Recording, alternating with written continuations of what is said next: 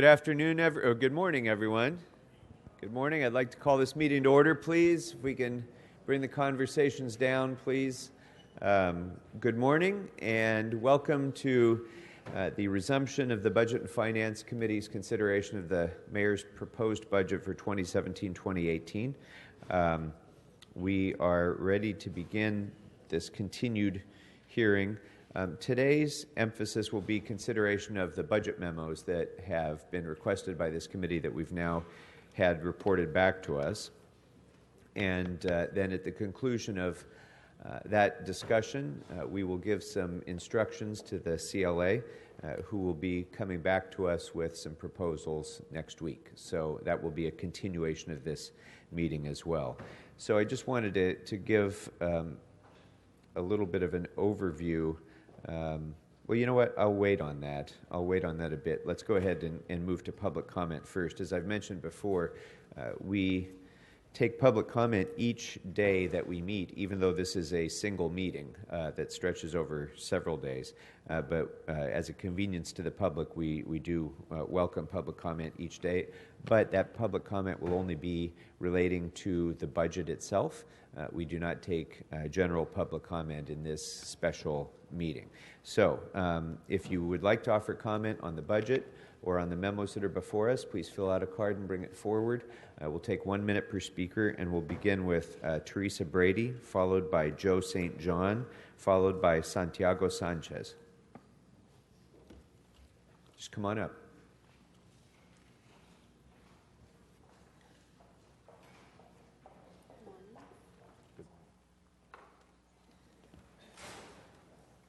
Good morning. Hi, I'm Teresa Brady, and as you can see from my card, my comment is not really on the general budget. It's on file 170330, Defund Apple. I'm speaking in support of Defund Apple, and then that is to take the money for the city outside of Wells Fargo and put it into a more responsible financial institution. Thank you, but we'll only be discussing the budget today. Thank you very much. We got the point. So thank you. Our next speaker on the budget will be Joe St. John, followed by Santiago Sanchez, followed by Nakia Drinkard. Good morning, committee. My name is Joe St. John. I'm the Chief Operating Officer for the Koreatown Youth and Community Center. KYCC has been a graffiti contractor since 1989, and I'm here to support the Clean Streets Initiative at the $1.2 million funding level. We've had Clean Streets now for a year and a half, and it has given us the resources to rapidly respond to resident requests to remove blight in their communities, on their streets, and on their alleys. Most of these requests are coming from the council district reps, the field reps, and we're averaging about 20 requests directly from field reps each month, and these funds allow us to be responsive to those requests.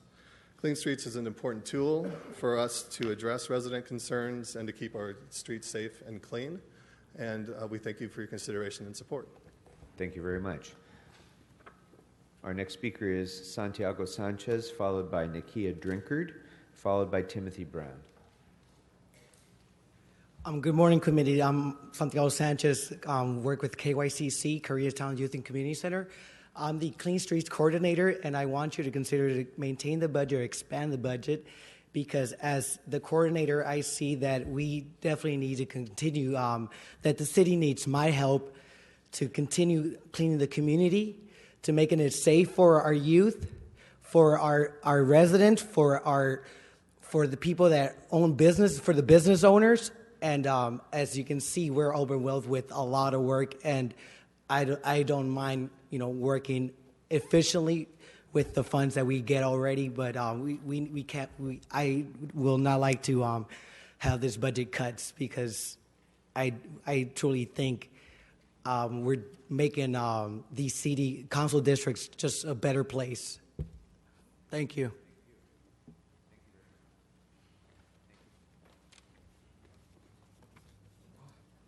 Honorable City Council members. 1 second, please. I'm sorry. Okay, there we go. Okay. Our next speaker is Nakia Drinkard, followed by Timothy Brown, followed by Eric Previn. Okay. Good morning. Good morning. Honorable City Council members, I am a traffic officer to Nakia Drinkard. I work out of Hollywood DOT, and I reside in District 8.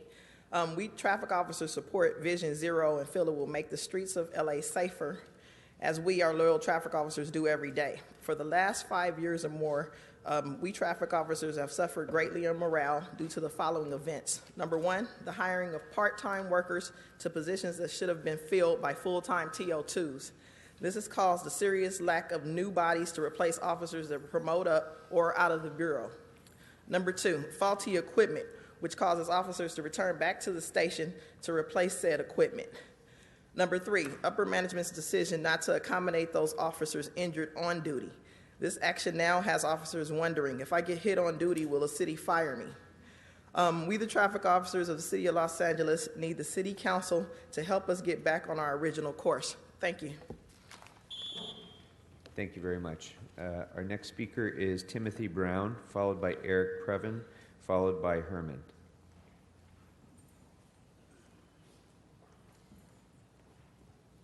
Hello, good morning. My name is Timothy Brown. I am the program director at New Directions for Youth. We are located in North Hollywood. We basically cover areas CD2, CD6, and all across the San Fernando Valley. Some cons about cutting the budget. We don't want it to be cut at all. I'm not sure how you guys feel. It's frustrating in the mornings when you're waking up, you're walking down the street, and you're seeing, TVs, furnitures, dressers, all that piling up on people's neighborhoods and stuff. And so what we would like to see is basically an increase in funding. What that will be able to do is that we'll be able to place more workers out in the field. We'll be able to tackle all these different problematic areas that are going on, basically the illegal dumpings, the Christmas trees, and all that stuff that's piling up across the valley. So we definitely can see an increase in improvement if we definitely will hire more people out there. Thank you for your time. Thank you very much, sir. Our next speaker is Eric Previn, followed by Herman, followed by Mario Gomez. Good morning, Budget Committee.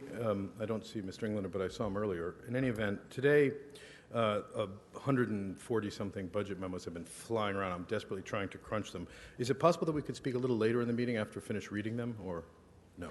It is unlikely. Okay, fine. Well, I appreciate that. That's very upsetting. Vision Zero, the two reports are pending, so that's very worrisome because I know you're planning a giant rollout there. In terms of Englander's proposal that he'll take care of it with a public-private partnership, I think that when he makes those kinds of promises to the LAFD, sir, he should go through the chair because it makes the public feel like there's a camaraderie over there that is not proper. I mean, there were several requests like that during the meeting that really freaked me out, quite frankly.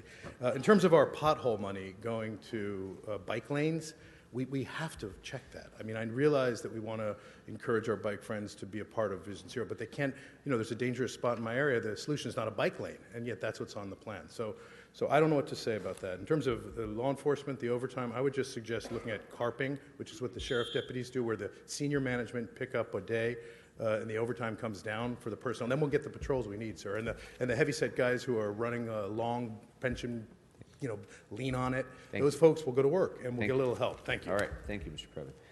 Next speaker is Herman, followed by Mario Gomez. And that is the last card that I have right now. Mr. Herman, for the record. Regarding the FYB, $140 million that Mr. Previn talked to you about, the traffic officers complaining about lack of hiring and not enough tools to do their job, target people and give them tickets, park anywhere they can, try to park. Thank you, Fiesta Broadway. Fuck that, but still, it's difficult enough to stomach the committees on the needed budget. I'm saying to you, it's just difficult to stomach it. Submit a blank check, for God's sake. Just submit all blank checks to all the departments, all the players, so that they can play with the monopoly money that you continue to use in the corruption of our Skid Row area. The fucking nerve of all this mess.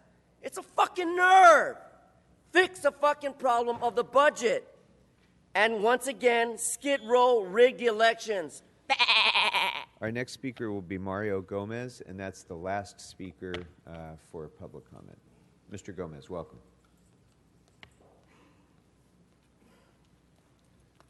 Hello, my name is Mario Gomez, and I work for the Gang of Terrorists program. We do the graffiti, and we also do the Clean Streets LA with the Office of Community Beautification, and we would like to see the budget increase because currently with the current budget, we've been able to deliver about 20,000 bags of trash, weeds, and about 3,000 bulky items that are no longer on the streets. Sanitation does a good job in partnering with us, and they need our help because we're out there with the weeds, the smaller projects. Sanitation already has a lot on their plate, so I think it would be beneficial for the budget to increase to help us out and the community out, because like everybody said, a lot of the requests that come in are from the council offices themselves, and we do see a big improvement in the city, especially with the rain we got this year. There's a lot of weeds out there, and we're attacking them. So if you decrease the budget, it's a lot less manpower out there and a lot more weeds and trash and bulky items that you're going to see on the streets. Thank you. Very good. Thank you very much, sir. Thank you for the work that you're doing. All right. So, members, we will be considering today 133 budget impact memos, which we've requested and which are now before us. And we'll be considering those memos in departmental order for the sake of clarity of the conversation and also for the convenience of our departmental representatives. And in a moment, I'm going to be going through the list of reports that we have by department just so that we can confirm that we will have questions for those departmental representatives. And if there are some that we will not have questions or need for discussion, we can release them to go ahead and go back to doing their normal work. Now, as we go through the reports, on some of them, I'll be making a chair's recommendation, and by department, which is just to start the discussion.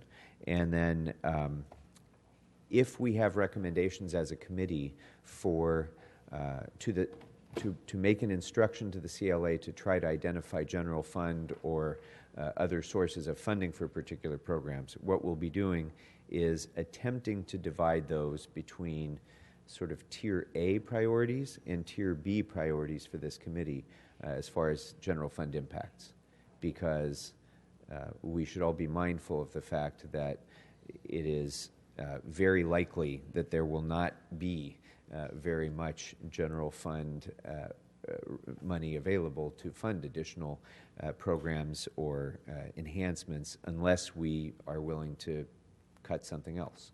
And so, mindful of that, I think it's important this budget year more than recent budget years to give the CLA more specific direction than just go find us money to pay for this.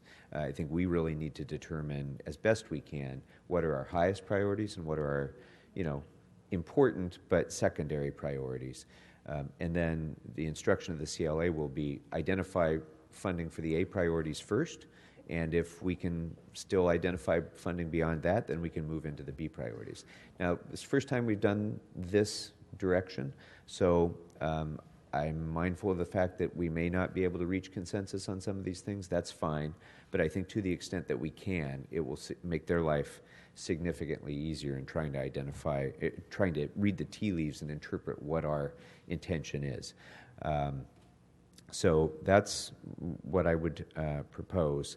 And then when we finish going through the budget memos, if there are any additional instructions or guidance that any of you would like to propose for the committee to consider, we can do that as well. It doesn't need to be contained within the body of these budget memos. If you have additional ideas, discussions you've had from the departments or particular individual concerns, that sort of thing. So with that, does that make sense to everybody so far? So what I'm going to do is go ahead and read through this by department, and then let's kind of identify the departments that we are likely to have discussion with and which we are not, and then we can hopefully release folks. Is everybody comfortable with that idea? So that we don't have everybody sitting here? Okay. All right. So aging, I will certainly have some discussion about. Animal services and building and safety, we will have discussion about. The MICLA, of course, will have discussions.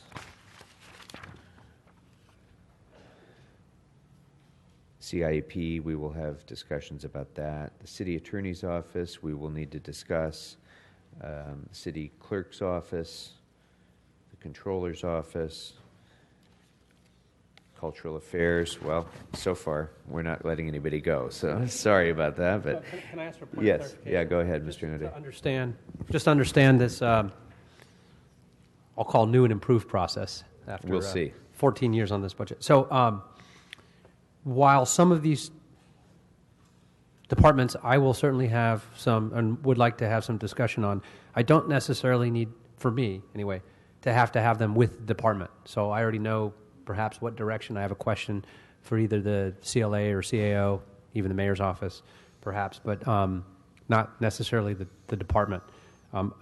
As we do the FSR, is it only that if we want the department to stay? Like, we'll have questions? Yes, but I just don't think we can parse it that closely for 5 members because who knows what where the discussion may lead. So some folks might have to stay, even if it's just to back up the CAO or the CLA. Okay. So Thank you for that. I don't see any way to do it otherwise. All right, so let's see. Cultural affairs, yes. EWDD, yes. Emergency management, yes. The Exhibit H reports, obviously, we'll be discussing. Finance, fire, GCP, general services. I'm trying, folks, but Homeless Services Agency, of course, we'll be discussing. HCID.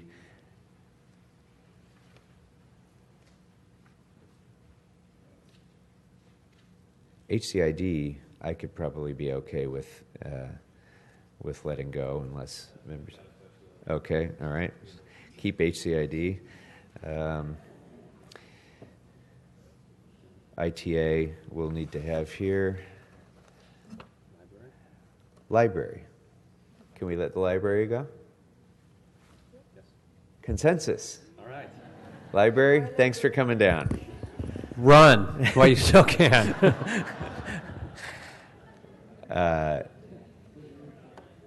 Done.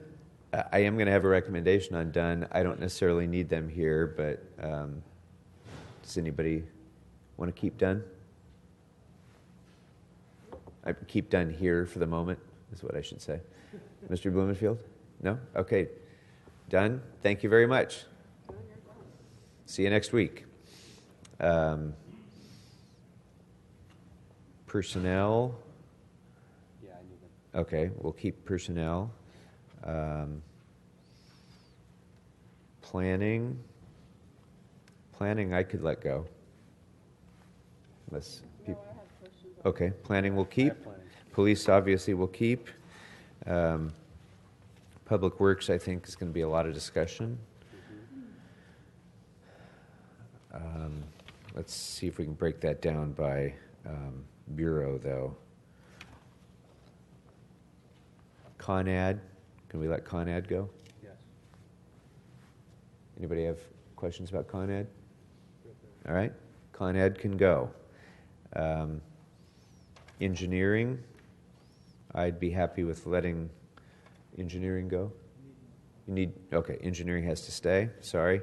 Sanitation, sanitation will need to stay. Street services will need to stay, I'm sure.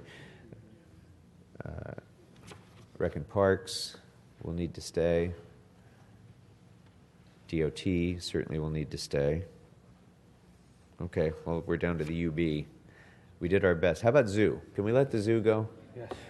Zoo suffers every year because we usually go in alphabetical order, too. So I think for... Just don't let the elephants go. So can we let the Zoo go? Zoo, see you later. Thank you very much. See you next week. Okay.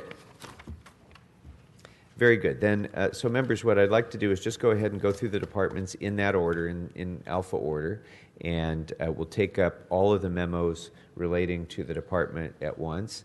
That is, that will vary from the numerical order that you have in your budget memo list. I recognize that. We've tried multiple years to come up with a system that will avoid that problem. We haven't yet done it. But I will let you know what the numbers of each reports are so that you can flip through the notebook and we'll have them all together. So with that, let's go ahead and bring up the Department of Aging and the CAO.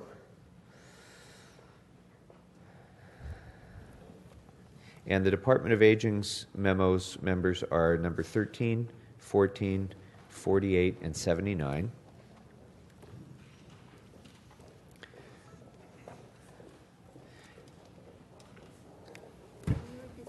Yeah, 13, 14, 48, and 79.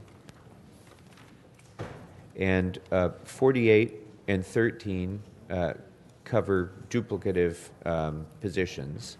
So on reports number 13 and 48, my recommendation would be to approve funding in the amount of $192,000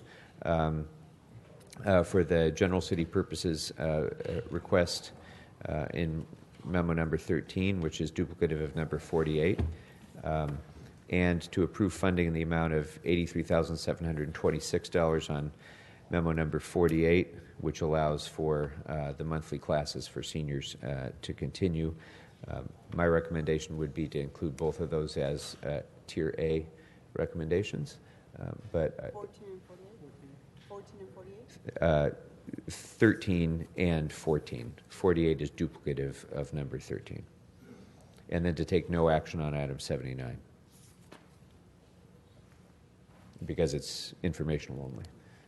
So any further discussion or thoughts about those? If without objection, that will be the consensus then of the committee.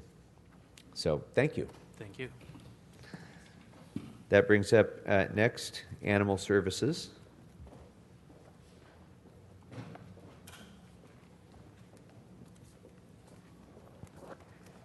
And Animal Services has two reports before us, number 108 and number 114.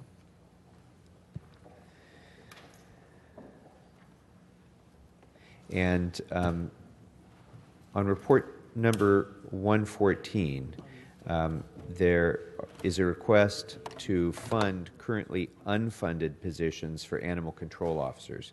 And there's a request for $365,000 for 6 to 8 animal control officers that would be funded.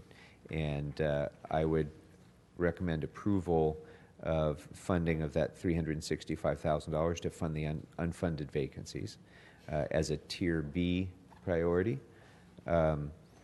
And then in light of that funding and the difficulty that we're having in this budget, my recommendation would be to take no action on the larger number of animal control officers that are contained in report number 108 at this time. Okay, and that was Mr. Englander's report who seconds that recommendation. Any comments or other thoughts on that? Okay, seeing none, then that will be the recommendation of the committee to the CLA to approve funding of $365,000 under report number 114. Okay, thank you. That brings up next, Building and Safety. And they have reports number 42 and 43.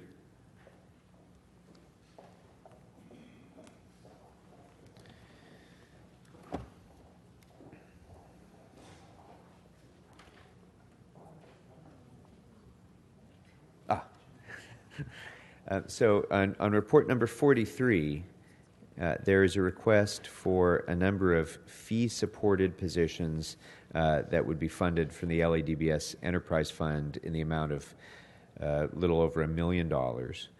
And I would recommend approval of all of those positions in that they are fee-supported and have no general fund impact. On item number 42, I would recommend authorizing the administrative clerk position without funding, and recommend that LADBS report with a funding request once the revised lien approval procedures are approved, in that we're changing that process. We're not quite sure what staff support it'll need yet, but they can report back on that. It's partially funded by Enterprise Fund, I think, anyway. So, any other thoughts on those positions? Those would be B. Actually, 43, just to be clear, we're only putting into tiers general fund impact positions, and everything else I think we should just recommend that we go ahead and approve because they're fee supported. So if you have a contrary view, please let me know, but those positions that LADBS has requested in 43 are all fee supported. They're from the Enterprise Fund, don't have a general fund impact. CLA doesn't need to find any additional funding for that, so my recommendation would be to just go ahead and approve them. Okay? Okay, that seems to be the consensus as well. So that brings up next discussion about MICLA, which may actually touch upon a number of departments, but maybe we don't need to bring them up until we have the discussion. So the MICLA reports are report number 1, number 70, and number 86. So number 1, just briefly, this is on the diesel exhaust capturing system. So it's my understanding that, yes, indeed, we can fund that through MICLA. Is that correct? Bravo. Yes. So we just found source for $250,000 to approve that. So unless somebody has an objection, I think we should go ahead and approve that to be funded through MICLA, the diesel exhaust capturing systems. Item 70, item number 70, potential funding for the West LA Municipal Building. I'm sorry. Yes. So on that one, we have additional information. The question is, we weren't sure what it would be funding. So as long as it's a capital improvement, the answer is yes. But if it's like for consultants or noise abatement or something else, it's no. So we just didn't have time to dig into it as much as we'd like to. So maybe you can help me do so. I actually, upon further reflection, don't think MICLA would be capital would be appropriate for this because ultimately the goal is to 5 years out tear this building down and redevelop with housing there. But in the meantime, are there within CIEP or some other fund nuisance abatement funds or Maria's here. Maria can answer that. I think we'll have to get back to you can report back to me offline Maria's on that. Here. Okay. So we're good. You can report back offline on that. No. Okay, so you just want to report back on that for now? Yeah. Terrific. On the noise abatement. Yes, Mr. Boone. Just keeping myself, I did have a question on the fire station MICLA ask. The diesel exhaust? The diesel exhaust. Yes. Critically important for health, and so I'm 100% for funding this. But from a MICLA policy perspective, it seems like we should have a different way of funding it in the sense that this is an ongoing expense, right? Every year, for the individual one, I get it, it's a capital, but we're funding these things for all the fire stations. So every year there's a certain amount that we have to spend on this. Is that not right? So as long as it's the capital, the maintenance will not be, so when you're looking at the maintenance side or you're replacing individual pieces of the system, the answer would be no. But if you're actually installing the system itself the first time, then the answer is yes. So you're correct. It's that one time. So Fire Station 1, the first year gets it, right? The second year you need to maintain it somehow. That would be a no. Does that make sense? Okay. So it's not this rotate. It's like with the cars. How do you distinguish it from the vehicles where we were going to have a 5-year? So there's. It depends on the useful life. So these would have to stay into. In service, I think for 10 years, I think is a useful life. So the average useful life would be 10 years. So they'd have to stay in service for 10 years. Or more, I'm sorry, yes. Okay. All right, I'm just conscious of us spending interest on items that we're spending money each year on and just trying to make sure that we're being smart about that kind of expenditure. But I can see see where this could go on as a capital expense. Right, so every 10 years or more, you would replace them. So, we've done this with other projects where the initial one, and then you have a replacement program, and that replacement program happens when the useful life is over. Right. Where it gets complicated is when you have so many of them going on I at agree. one time, where your replacement rate is more than once. Every year you're going to be replacing at least one of these things, right? And so that it's in essence it's an ongoing expense, even though it is a capital expense. From a strict finance perspective, it would be smarter to be paying for them each year, since we know it's just a continual expense. It's not a one-time. It's a one-time thing for the. Yeah, that's a policy call. I mean, we do have replacement programs in MICLA for fire equipment, for police equipment that's not in black and whites. So, again, it's all based on useful life. So we replace the vehicles, we replace infrastructure as the useful life expires. So this has been going on for the last 10 years, where we have replacement programs. And I think, given the number of fire stations, the proposal is that every fire station would have their system upgraded over a 5-year term, and then the stations that were done in year 1, in year 10 or later, we would be coming back and then probably doing another 5-year phase-in, but we wouldn't be doing the same stations each year in that 5-year time. It's just we can't do all of the stations in 1 year. And we actually track that. We actually keep track, we do 1, 2, 3, 4, 5, and then 5, 6, 7, and then we actually track that. So if somebody came to us in 2 years and said, I want to replace number 1, you wouldn't be able to do it. You couldn't. Right. So we do track that. Another way to think of it would be we could retrofit every fire station in the city today with those systems and incur that all as a major expense. And then they would all come due for replacement at some period of time. So it's not so much an ongoing expense as it is a segmented capital retrofit program, I guess would be a different way to think of it, because of the useful life of each one of the retrofit projects. So it's different than like a patrol car, which we have to replace, much more quickly. I mean, mission critical device, I want to suspend it. I don't know where else the money would come from. So we'll go forward, and maybe we'll look at this policy down the road of how we fund some of these things that we know happen every year. So, okay, thank you. Okay. All right, thank you. So item 86, so Mr. Englander, item 86 was your report on the police department electric vehicle charges. I would recommend no action, but 86, that deals with the EV chargers. Actually, you already have money in MICLA for that. Sorry? There already is money in MICLA for that. Right. Yeah, no, I'm fine with that. No action, because MICLA is going to come back to council anyway, so we could figure it out then. No problem. Okay. Any other thoughts on those items?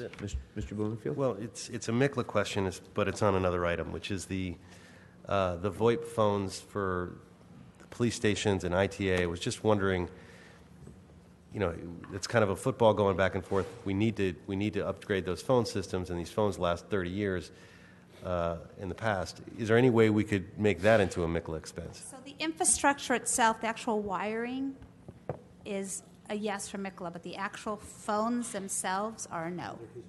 That's considered O&M. It's just the way the rules work. So anything that you install into the building that adds value to the building is a yes. So usually what happens with our buildings is that we put in the infrastructure, the fiber optics, whatever, and then the actual phone itself is paid for in cash. That's just the rule. I don't make up these rules. Well, who makes up the rules? Well, the IRS, bond council, Let's market. get them in here. So that's the way we funded all of our buildings that way. So the phone system itself, the infrastructure is a yes. So you're going to put wires in the building. Yeah. Okay. And we said that in the memo, I believe. And even though the VoIP is not your traditional phone, there's no way to... There'd have to be a very specific reason and explanation that would give to bond counsel for that and the IRS. But, and we don't have those details yet, but as of today, what the information we've been given in that budget memo is infrastructure, yes, the actual phones themselves, no. Okay, well, we'll come to that item down the road, but Yeah. I wanted to address it. We can reevaluate at the time. Okay, all right, thank you. Okay. So on municipal facilities next, the CIAP, we have reports number 51, 63, 90, and 129. And actually, for my own recommendation would be no action on any of those. Mr. Chairman? Yeah. Mr. CD14 reached out to me about item 51, and they wanted me to ask CLA. Apparently, it looks like the $2 million that was originally requested won't be spent this fiscal year, but there are other budgetary needs that could be spent this fiscal year, and they wanted to ask if CLA could look into those. For 18-19? Yeah. No, for 17-18. I'm sorry, maybe I misunderstood. So construction is not set to... That the $2 million that they asked about that project won't be spent, or that part of the project won't be spent this fiscal year, but other elements of the project will be that weren't looked at in the report back. Okay. And so they wanted to see if they could find out if those were eligible. Eligible for... For some funding out of CIEP. Oh, okay. That sounds more like a report back, but I don't know, is there a, without some specificity, I don't know if we can make a recommendation for funding on that.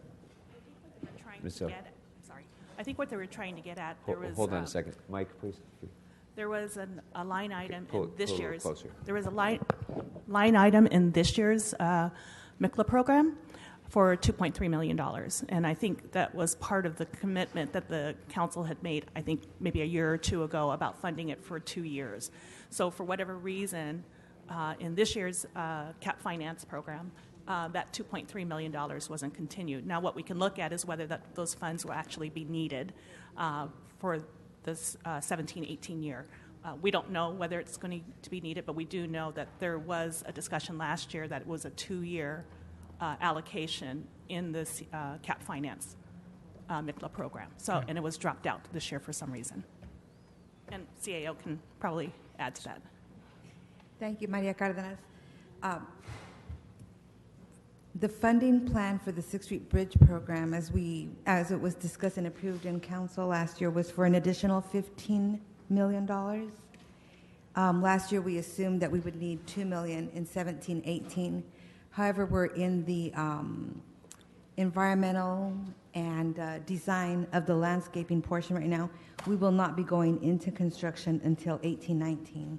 That's why we don't support the $2 million. Okay. We probably will need money before 17-18, and before we award the landscape project. We're looking into other project elements, but we don't have that information today, unfortunately. Okay. So is that adequate then, just to have a report back on status and alternative funding sources for that? Okay. Let's ask for that as a special study report then, if that's not encompassed already in a report. That would be 51. Yeah. Okay. Anything else on municipal facilities? Other than that one point, my recommendation would be no action. No action on all of them? Yeah. 63, I had a question. Is that... Right. 63, there was no fiscal impact, though. Is that correct? 63 was informational only. So, yeah, no action. And it was whether Measure M local return funds can be used for certain environmental-related projects. So, fine with that. So that's information.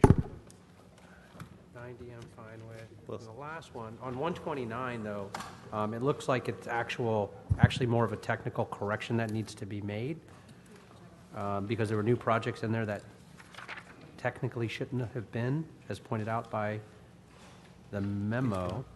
And the result being 1.2 million available for other purpose. So I think this merits some discussion. Yeah, I had some questions as well. So on 129, if that's the case, that it says that we can't use it for new projects and there were 2 included that shouldn't have been, we need to make that correction. We don't have 129 here. Is that correct? They shouldn't have been. I think the clarity is the two projects that are identified are truly new projects where the city has not expended funds before. So those are two projects that could be moved, that are currently scheduled for measure or budgeted in Measure M, could be moved to SB1 revenues if you chose to. The other ones that are identified as Measure M, we would recommend continuing being funded by Measure M. Yeah. In addition, as we noted in multiple memos, the DWP has indicated one project they will be paying for that we just learned last week. So that is an additional sum of money that will have to be appropriated somewhere. Okay. Because that is a new information. Okay. So, okay, then I'll, in light of your answer, then I'll go along with the recommendation of the chair. Yeah, I have a question. This may be the same question Mr. Englander asked, so I didn't get the answer. So talk down to me a little bit so I get it. Because the way I understood this was that you added the new SB1 column to the chart as I requested, so thank you. And that you're saying that you put only two projects under them because they're completely new projects, and that the scope of work for the street projects proposed, I'm sorry, that these were new projects and you couldn't put other projects in this category that had already started? And David Haran with the Office of CAO. Councilmember, the other projects actually qualify based upon the scope of the work that is being done, which I think you have clearly recognized. Our concern lies with our lack of detailed knowledge on the funding eligibility for SB1 at this point in time. There is, in the SB1 language, a fairly complex maintenance of effort requirement that we have yet to completely understand. And we've been looking to our partners in accounting and controller and others, to CLA, to help us understand it, but nobody has yet come up with a complete and accurate understanding of what that means. So the strategy that we've recommended here is the most conservative strategy that would keep us from violating that. If you choose to move projects from Measure M to SB1, you will need to, you can do that, but you obviously need some offsets. But then it's a less conservative position to take, and we still need to figure out what the MOE means. So, but you're confident enough on Measure M, even though the Board of Directors of Metro hasn't approved the allocation guidelines yet? With the Measure M, we've actually seen the draft, and we've had an opportunity to go through it and provide some comments. I think we provide them to your staff as well. But it gives us a little bit more comfort in terms of what Metro will adopt, because we've seen something in writing. But you're right, those guidelines aren't final yet either. But the Metro Measure M maintenance of effort provision is much clearer and easier to understand than the state one. Okay. So, Mr. Bonham, I think consistent with the overall approach that I'm going to recommend on Measure M local return funding and SB1 funding, as we get to that shortly, will be to take that funding and, for purposes of instructions to the CLA, move it to the unappropriated balance, subject to further policy definition, further legal advice on eligibility, and discussion among us as to prioritization. Because I just can't think that we could be able to get that done today, especially in light of some of the maintenance of effort concerns and some of the definitional concerns we might have about eligible projects. So this would be consistent with that. Sure. If we can defer that as a UB item, and then we'll come back, and once we have this further information, perhaps as early as next week before we have to deal with the rack-up, or certainly possibly before the council votes, but certainly before the beginning of the fiscal year, we'll be able to flesh that out in much greater detail. Thank you. Okay. All right. Is there anything else on municipal facilities, members? All right. That brings us then next to the city attorney's office.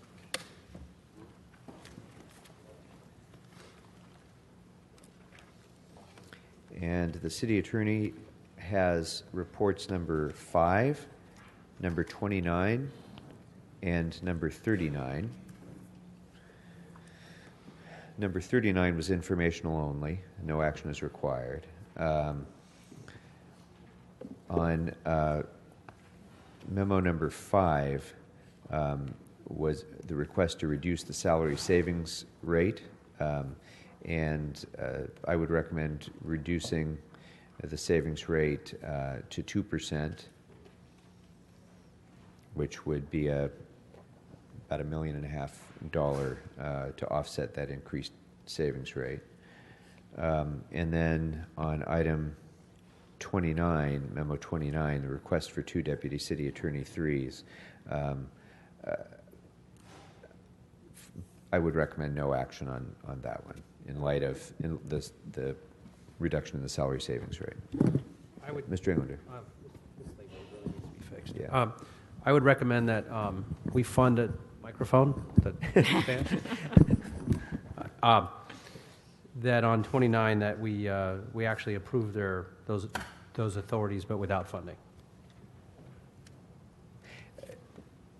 That's actually a suggestion that I wanted to ask about. Are there not vacant, unfunded positions for deputy city attorney 3s that could already be filled? Do you need the additional position? The extra positions would give us a little more flexibility. We do not have vacant positions at this time. Okay. Well, in light of that, I would agree with making the positions available without funding them. Particularly in light of the salary savings. Yeah. Right. Any other thoughts on that, members? If that seems to be the consensus. Thank you. Thank you. All right. That brings up then the city clerk. Report number 38.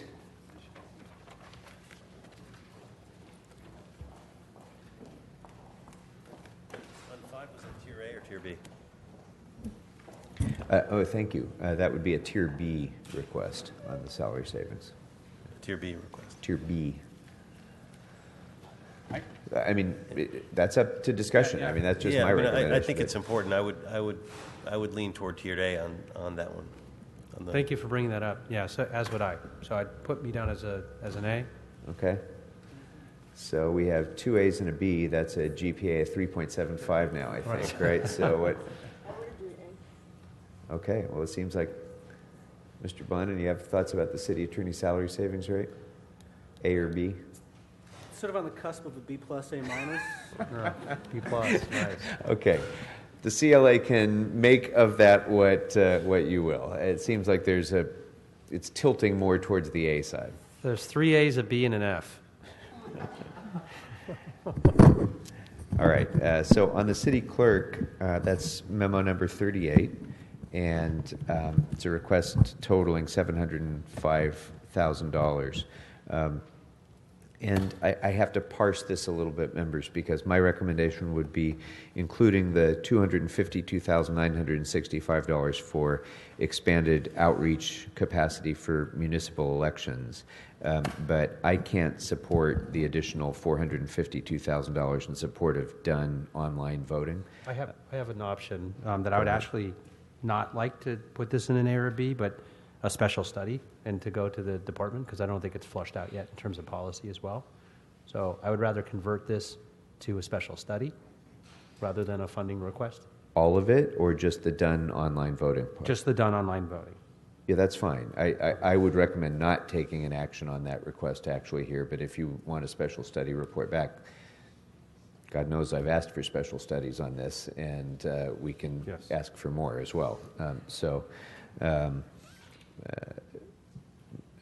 I guess just to clarify, though, is it the desire of any members to proceed with a recommendation to find funding for the additional $452,000 for online voting?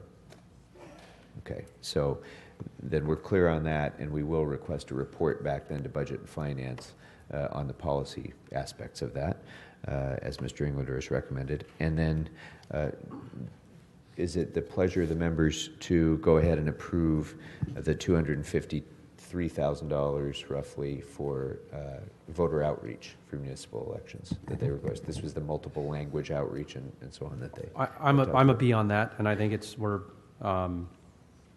I'd put a B on that at this point.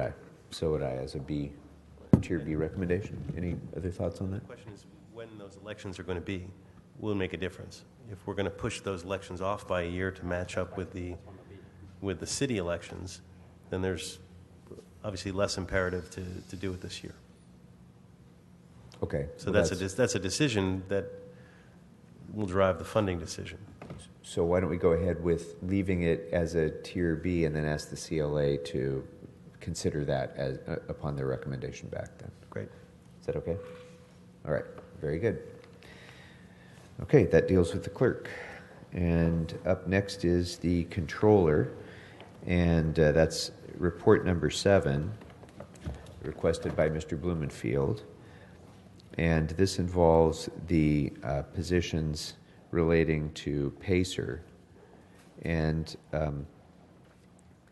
on this one, what I would recommend after discussing the request with the ITA, which is the project manager on PACER, I see that there is a need for these positions. My recommendation would be to fund the $297,000 for 6 months of those positions as an A priority, but to move those positions to ITA, which is running the project management of this job.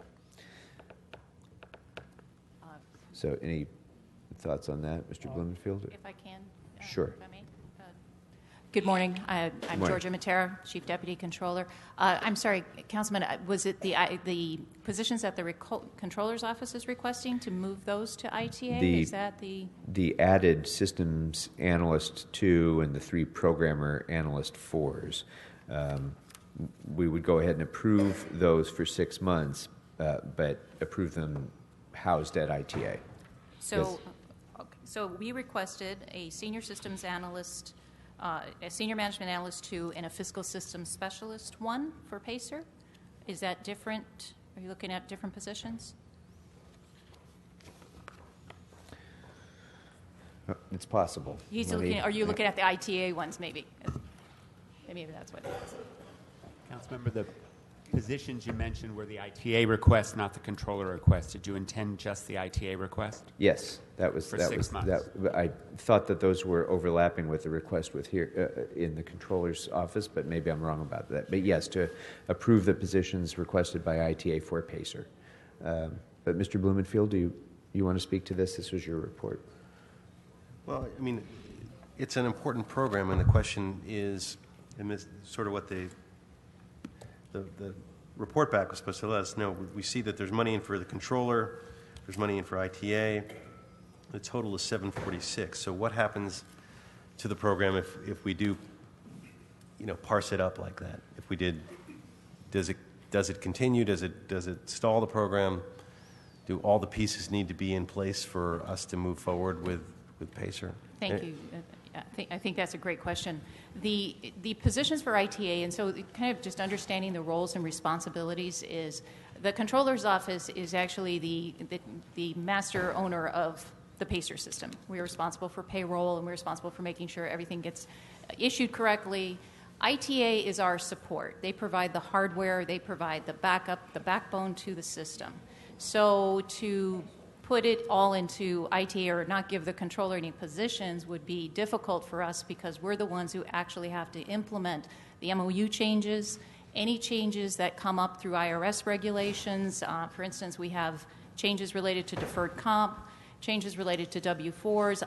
All of those things actually flow through our office. So ITA is fabulous in terms of their support on the hardware side, but it's the actual implementation and making sure we make payroll is truly what we need, and that's why those positions for our office are key in order to ensure that PACER is sustainable. Well, I mean, I think we need to fund PACERs. It's an important program. It's hard for me to know how to parse it out, but I hear what you're saying, so I think we probably need the controller positions and the ITA positions.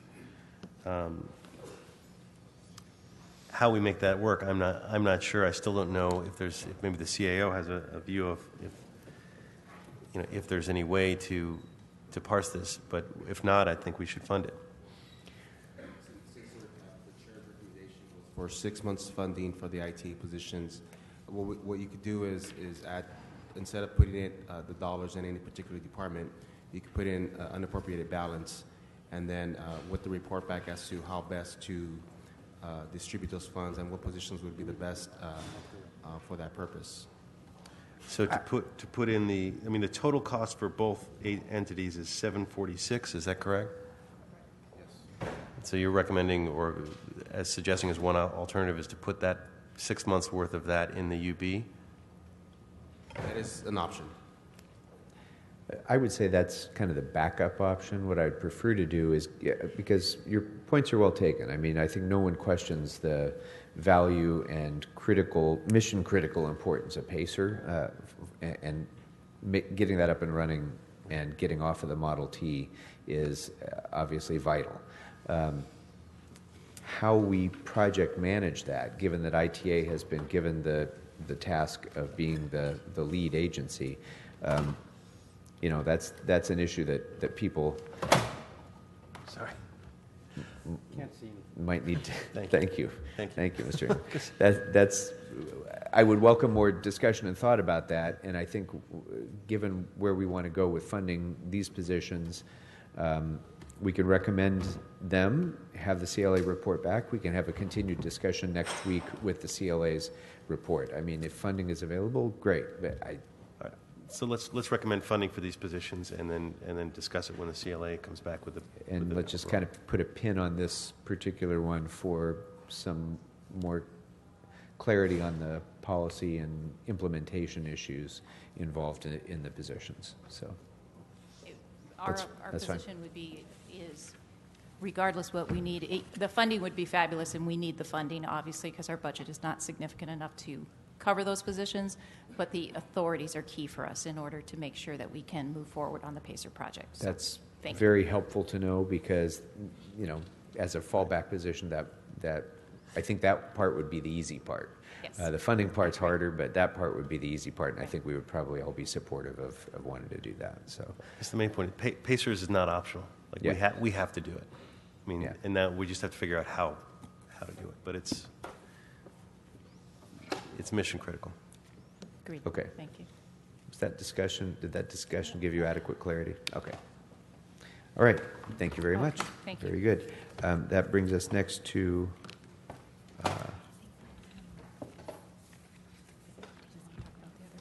Oh, I'm sorry. No, we actually had a second We have report one for the more, control. yes. I had missed that one. Report number 45. This is for a couple of positions relating to special fund balance reconciliation, and I would recommend that we authorize the creation of the management analyst positions and approve up to $133,932 for 6 months funding in support of the reconciliation activities, and I would recommend that as a B priority. I agree. I second that. Okay. Any other thoughts, members? So recommending one position? So it shall be. One position with 6 months of funding? To approve the positions, I think it was two, There right? was two, Two yeah. positions, $183,932 for 6 months funding for So those two positions. positions with 6 months funding. Okay, that's But fair. as a B priority. All of this discussion is subject to availability, of course. So, but yeah, that would be the request that we would have at the CLA. Okay, great. All right. Thank you. All right. That brings us then to Cultural Affairs, which has reports numbers 57 and 74. And on these, on 57, this is the Embrace LA program. I would recommend approval of the funding in the amount of $150,000. And I would suggest that in light of the importance of that program, that should be an A priority. On memo number 74, the central ticketing system and the performing arts division positions, I would recommend approval of the positions without funding in support of DCA's effort to implement a centralized ticketing system. And Mr. Englander, that was actually your report. I don't know if you have any other thoughts on that. But. I was going to suggest a B, so I like the idea of approving it without funding. Okay. On 57, though, I'm a B on that. Okay. 57. We didn't yeah, categorize right. it Yeah. as of yet. And okay. maybe is so you're this thing doesn't. You're broken. I'm a B on 57 and agree with the chair on 74 to approve without funding. And I guess my question on 74, is there any authority that they need to be able to recoup that money in the centralized ticket process? You know, Ticketmaster obviously makes a fortune. We don't want to make a profit, but we want to make this system work. So I don't know if you have all the authority you need to be able to charge to recoup the costs, or... Councilmember Daniel Tarica, Department of Cultural Affairs. We are going to work with the CAO and the city attorney on creating a fund ordinance to collect the revenues and the fees associated with it. Okay, well, then that'll work out well then. Great. Okay. Everybody good on those? Great. Thank you. So that will next bring up then EWDD. And EWDD had reports numbers 15 and 35 by Mr. Blumenfield and Mr. Bonin, respectively.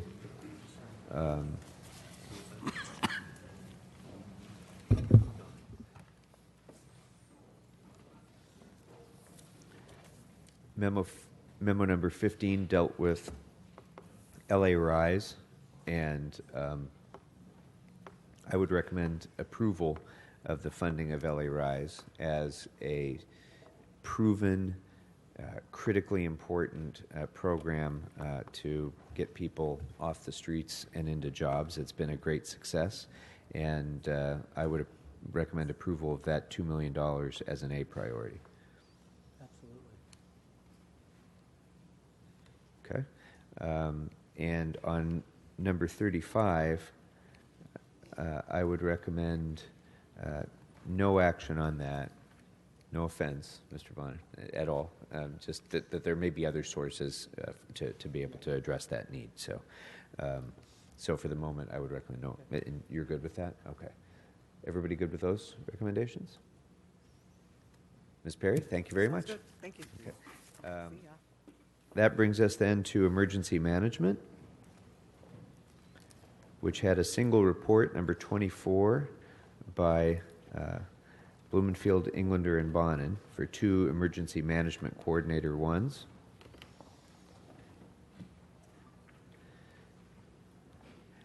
And on this one, it does appear that these positions can be partially funded out of UASI, and so my recommendation would be to approve the position authorities to be partially funded out of UASI and add additional general fund support in the amount of $336,537 to fund both positions and the internship program. As Mr. Englander's an A, I'm a B. Okay, we have 2 A's, 2 A's and a B. 2 A's, two A's, a B, and B? Okay, so we're at 3.5 so far. Mr. Blumenfield? I'm at 3.5, B+. Okay, Mr. Blumenfield's a B+, so somewhere in between. See, we're refining this system as we go. It's actually working so well that we're getting that kind of level of detail down. Is this helpful, Ms. So? Sort of? Okay, we'll find out. All right. So that brings us then to a number of reports on Exhibit H. And this one we're going to have to kind of go back and forth with your notebooks because they're all over the place in terms of numbers as well. But just for clarity, they are reports number 73, number 100, 107, 120, 127, and 128. And I think what we'll do is just go ahead and go through them individually since we don't have a department here to deal with. Number 73 was fairly simple.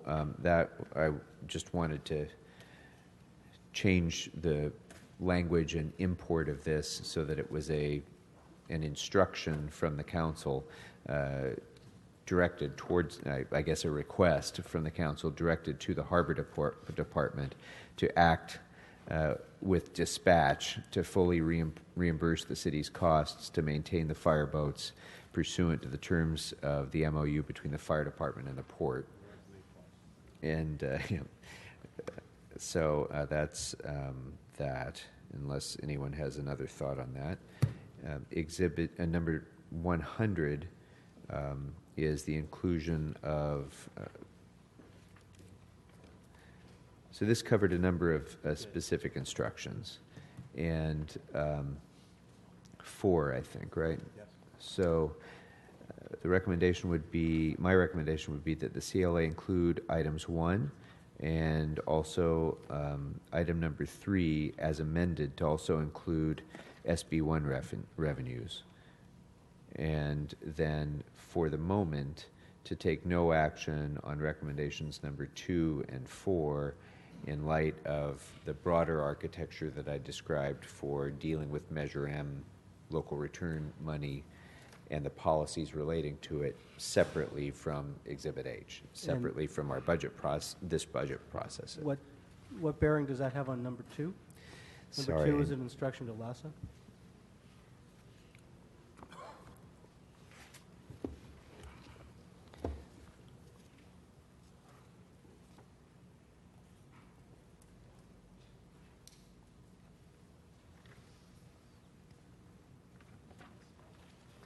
You know what? Yeah, I'd actually be fine with. I'm sorry. I had a different recommendation on working this. for my notes. Sorry. Yes, go ahead. I had a slightly different recommendation that I was okay in moving forward with number 1 and number 2, but holding off for now on 3 and 4. Number 4 as relating to your larger policy on the UV. Yeah. Yes. Because that's the one that speaks to Measure M, not number 2. Yeah, I think your note might have been in there. So looking at very close to your recommendation, but instead, so I'm okay. It would be, I would suggest we keep 1 and 2 as an instruction in Exhibit H, and for the time being, strike 3 and 4. Can I ask what the objection would be to 3, which is asking for the departments to work up plans, which we're going to have to approve anyway? Yeah, that actually is calling for the 5-year plans and so on. It isn't necessarily an implementation request or even an appropriation request. Well, ask the CAO. Why don't we have the CAO here to weigh in on that, on item 3?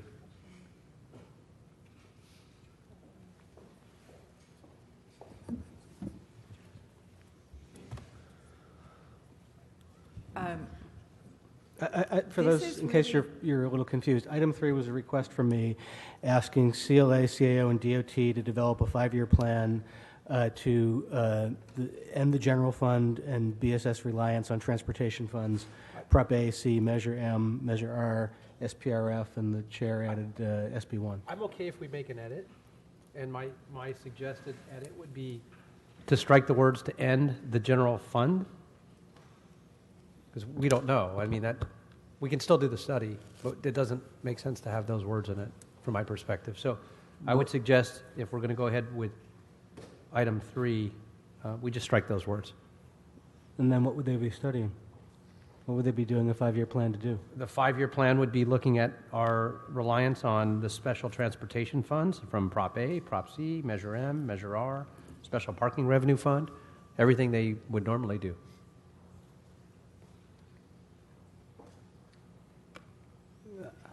Well, the point of the instruction from my vantage point is we know that the 5-year plan currently is just to keep using any fund that is marked for transit for asphalt. or for sweeping into the general fund.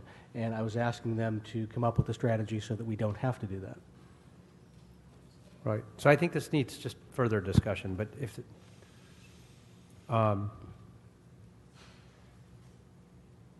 to flush that out. Well, I mean, it's asking for a study that's going to come back, and it's going to be back in this committee for consideration. Would it be back in this committee to adopt a plan? I'm trying to get to the point of where we're going with it. That's what we understood.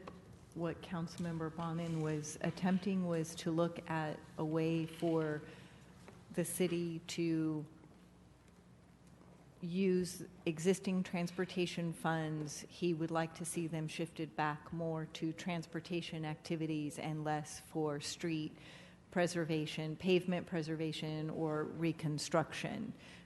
This was something that the council member asked be added into Measure H. It's not one that exists there today.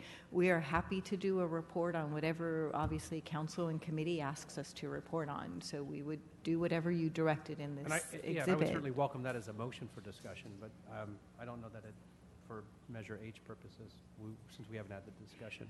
That's just where I'm at with it. Yeah, Exhibit H. So. I'm comfortable with having the report back. I'm comfortable with having the report back to this committee for a 5-year plan, subject to further policy discussions and so on. But I leave it up to members. No, I clearly would like to see this Mr. Bonin clearly wants to move forward with this, and I'd be comfortable with that because it will come back here. We won't be taking any action for any appropriation based on it until we get a report back. I get that your concern is that this suggests an outcome before we have the report. Right. So why don't we just add in that it would come back to the Budget and Finance Committee for further discussion? Sure. Okay. Right. Okay. Very good. That'll solve it. So we'll move forward with 3 then. So 1, 2, 3. we'll move forward with 1, 2, and 3. Then it will come back to the Budget and Finance for further discussion upon completion of the report. Yeah, well, and the other way you could fix it is just not presuppose the conclusion in the question. It would be, except I think Mr. Bonin has an objective in mind towards which the report should be moving. And if you don't have some objective, then it may not meet the goals that he wants to achieve because they won't be planning for achieving that goal. So, We just put the word analyze in. We may choose to adopt a different goal. We may choose to adopt 75% of that, or anything. But that would all be to analyze a plan that would do this, as opposed to develop it. Maybe it's a distinction without a difference, but you could tweak the word that would make it seem less like a presupposed conclusion. But it doesn't really matter. It's report back on a. Yeah. Okay. So we'll go forward with 1, I'm 2, and 3, and not on 4 on that one. Okay. Thank you. So that brings us to item number 107, which is the police sworn ADR program. And this was a Mr. Englander report as well, number 107. And I would recommend approving adding a UB line item for an ADR coordinator and $125,000 for 6 months funding for that.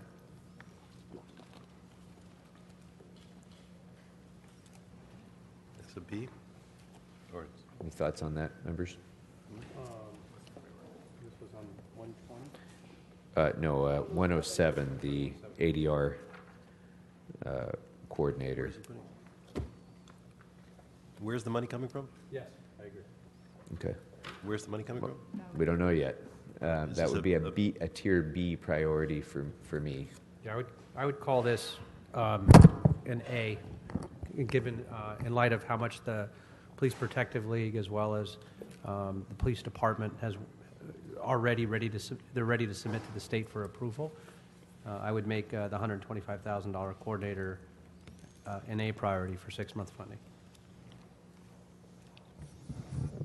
Anybody else want to weigh in on a grade? We have 1A, 1B, 3 non-committals. Okay, 2 Bs. We're up to 2 Bs? B. 3 Bs? Okay. B? Okay. 1A, 3 Bs. 4 Bs on that one. Okay. That brings us next, Mr. Englander, to number 120, which was informational only, I think, regarding the revolving training fund. No action is required.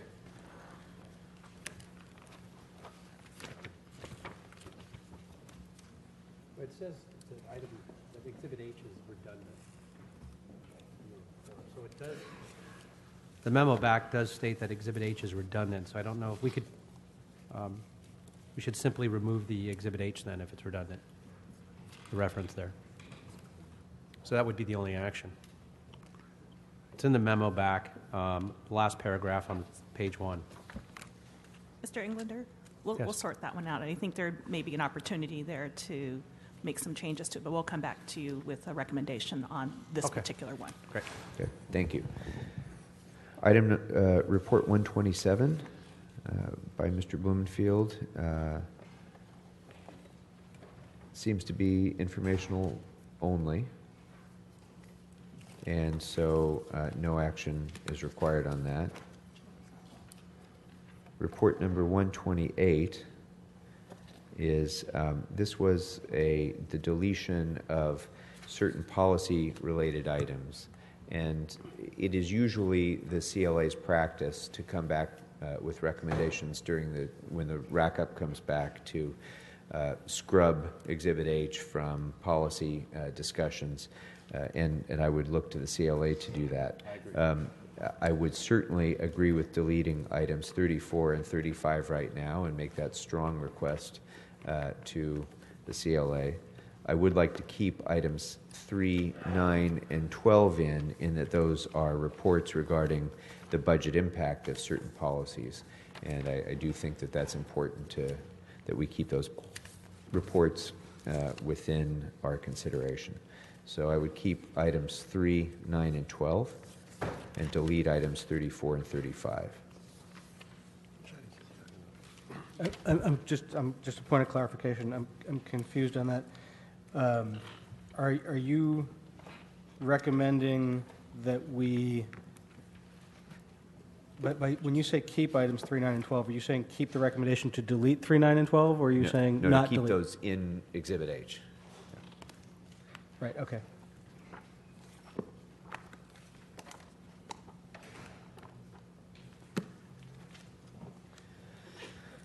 Okay, any other thoughts on that? Great. So I think that's it for Exhibit H, unless are there any other thoughts on Exhibit H as a whole? Okay, so that will bring up next Office of Finance. They had 2 reports, number 8 and number 41.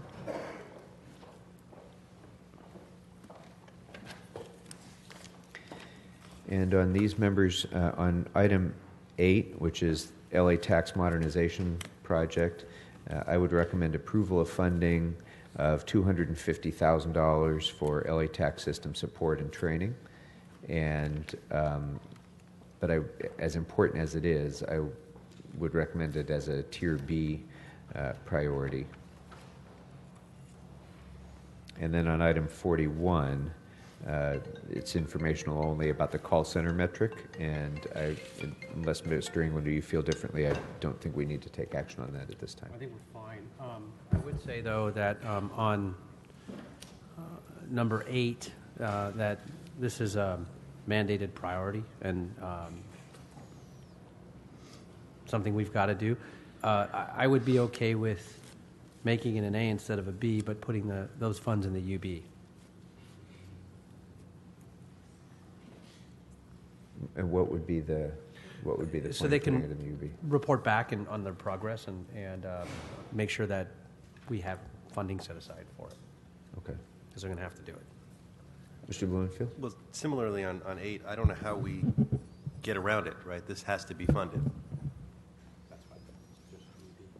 So it's either we fund it as an A or or they're going to have to make choices within their department to fund it. True. You know, or I guess we could ask the mayor or the CEO. I mean, what was the intention of not? I mean, how do we get this? This project has to be done, right? I mean, yeah. Well, no, I don't think there's any question about whether the project needs to be done. It needs Right. to be done. So the question then would be whether we give additional funding to the department, or basically instruct them I'm to an get A on it it done then. and absorb the costs by, you know, changing priorities in some other way. But yes, this is a high priority project. Whether or not it's a high priority for additional funding compared to the other high priority projects that we have to fund is more the A or B question for me. But yeah, Ms. Martinez. I just had a question about how long is it going to take to implement the project? The project would be completed within 18 months Okay. of So it'll take 18 months? I'm in favor of moving this into Tier A as well. I'll view it as an A We have project. 2 A's, 1 B, no, 3 A's, 1 B. B. 3 A's, 2 B's. And I don't know, I'll leave to the CLA to recommend to us whether this needs to be moved to the UB pending further policy considerations. That may get answered by whether or not we get to tier number 3.8 or whatever this one is. I'm not sure. I didn't do the math. But, so that might be resolved just by that. But if it's not resolved, then perhaps you can make a recommendation on Mr. Englander's suggestion of just moving it to the UB pending further policy consideration. Yes. This is over 2 fiscal years. How much is needed this year versus next year? You may want the CLA report about, as Claire said. Very good. It's over 18 months. Thank you. That will be an important clarification. Thank you. Okay. Thank you, Ms. Bartels. I think that's it for finance, right, members? Thank you. Okay. So that brings up the fire department next. And we have reports numbers 2, 27, 28, 30, 33, 59, 61, 87, 124, and 126. And we'll just go through those in numerical order. So on the first number 2, the Operations Valley Bureau headquarters, I would recommend approval of OVB construction and positions to be funded to the extent possible through Prop F, with which I think is sufficient. Well, I'll ask the CLA, but I think the Prop F funding available is sufficient to fund this project. And I'm given the kind of a semi-optimistic nod, which is good. So we should look first to Prop F for funding, but we should go ahead and approve the 1.1 million for the OVB building and 1.17 million for positions. I just have one. Yes. One thing to add on this. I would agree that we definitely need to find a headquarters at a fire facility in the valley. I just would hesitate to specify a specific location because I think we're still trying to identify additional locations for this as well. We actually have they already have a location and a headquarters. It was just closed because of mold. So they have the footprint. This is so cheap because it's really just the structure now, and it's a replacement structure. I'm under the impression that the department also has other potential locations that we'd like to look at as well. I can't hear you. Sir. Yeah, it's Correct. What we're planning on doing is replacing existing modular buildings in Fire Station 88, and that is the most cost-effective method of providing office space and to be able to co-locate the administrative staff of OVB. And the councilman is correct that one of the buildings has been cited because of excessive mold, and it is subject to demolition.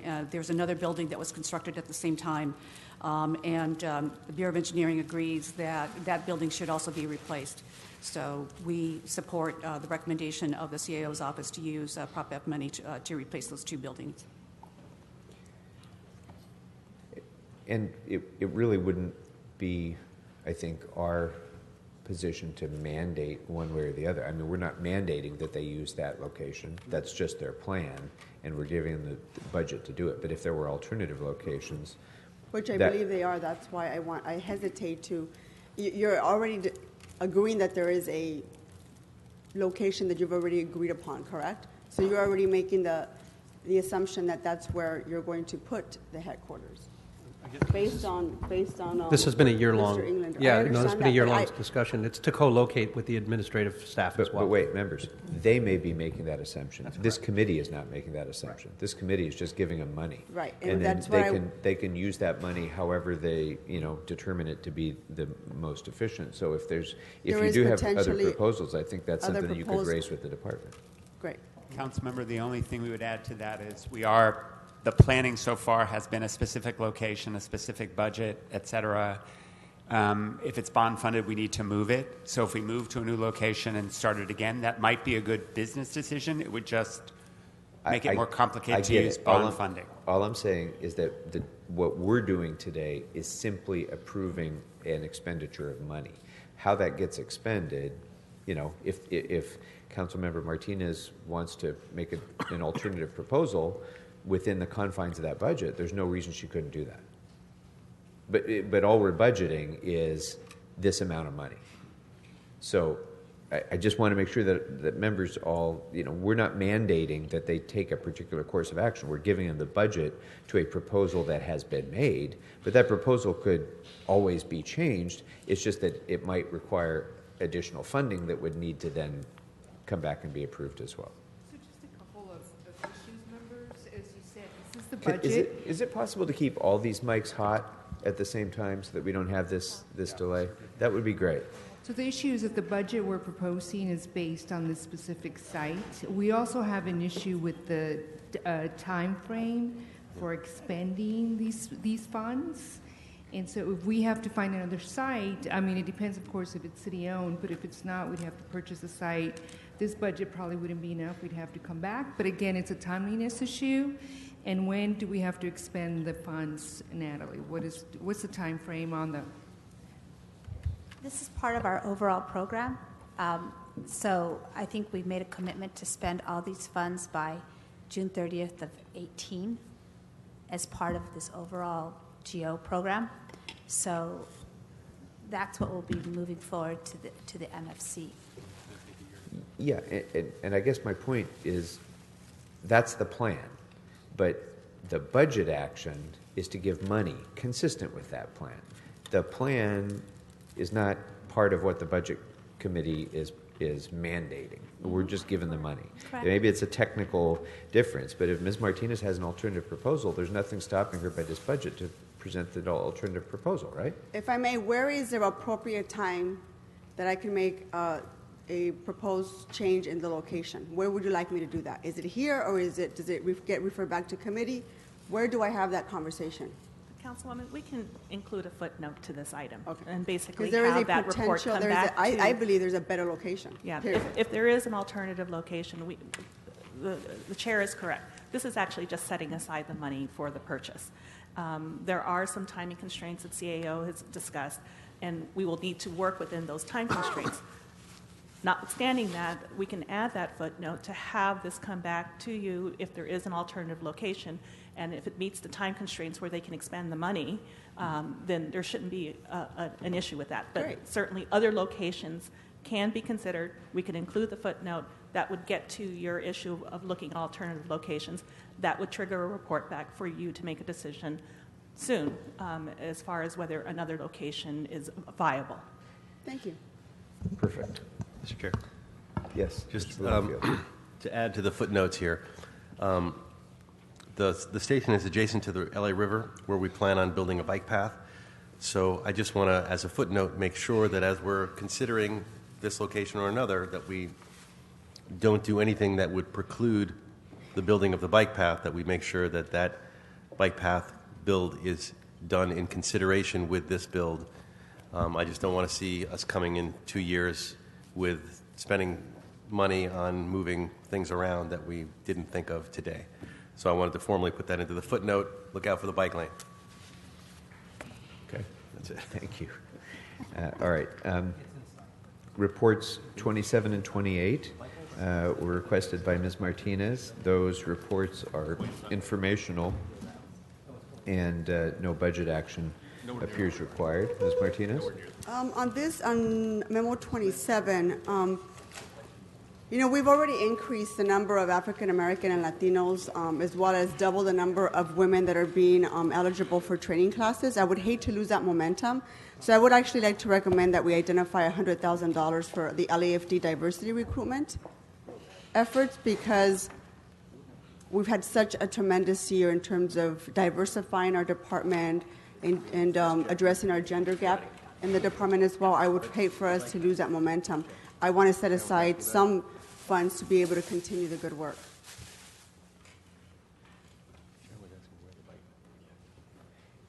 Well, I certainly agree with that. I think we actually encompass that in a later report.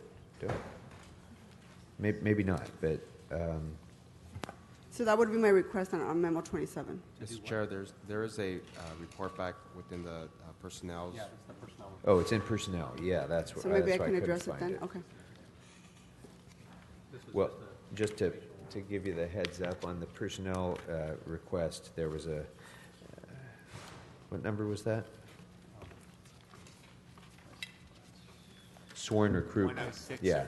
So the request was for $445,000 in personnel for sworn recruitment, and just to give you the heads up of where I'm going to go with that, my recommendation would be to approve $222,500 of that for outreach for the fire department. Great. And not approve the rest. Great. So I was going to make that recommendation in that item as well. I just looked at my notes. Okay. Okay. We're heading in the right direction, so I'm good. Great. Okay. So then that brings up item number 30, which is 2 engine companies and 24 positions.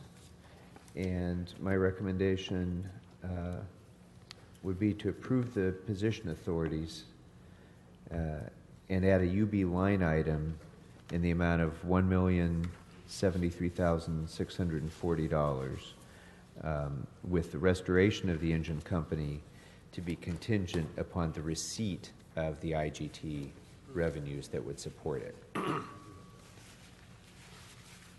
Now, we think that funding is likely, right, June, but we will not be sure until we have it in hand. We've had this experience in the past, so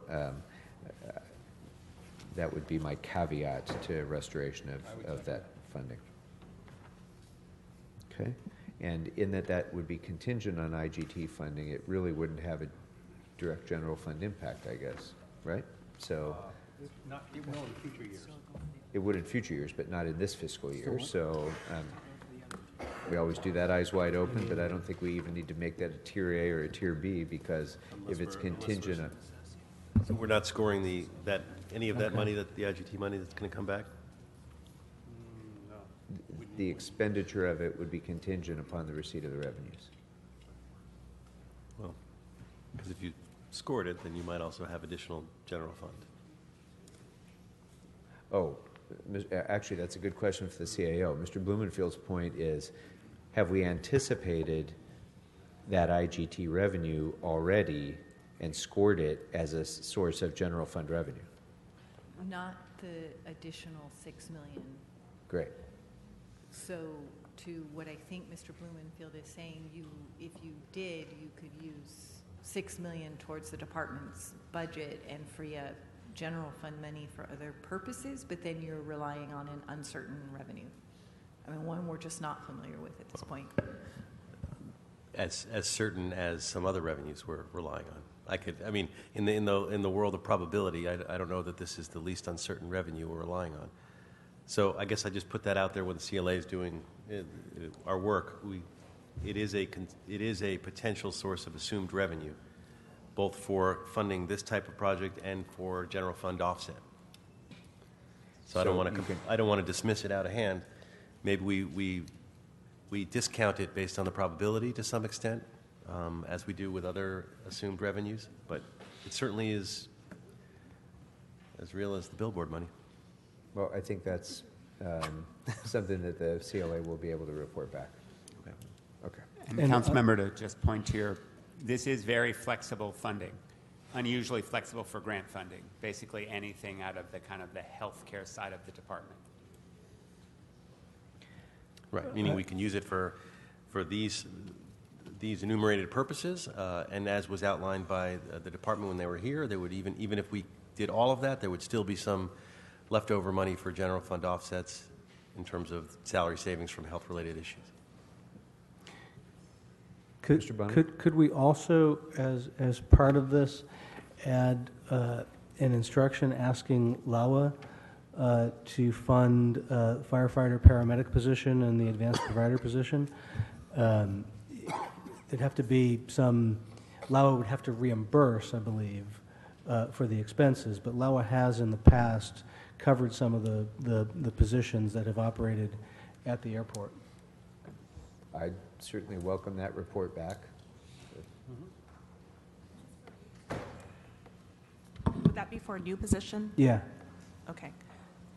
That would get funded through this. If it's for LAWA would ultimately pay for it. LAWA, oh, this is The for airport. the nurse practitioner program? Is that what you're talking about? No. No. The firefighter paramedic position and the advanced provider position for the advanced provider response unit.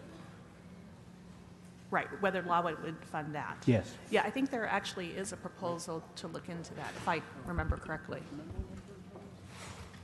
That, Councilman, that is one of the new APRUs that we have recommended in our funding, and I think that that's cited in page 2 of the CAO report.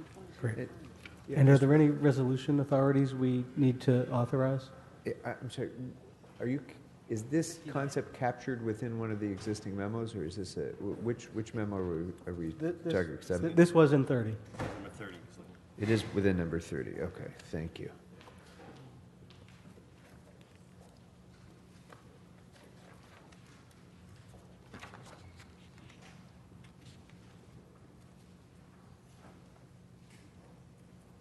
Oh, yeah, here it is. Okay.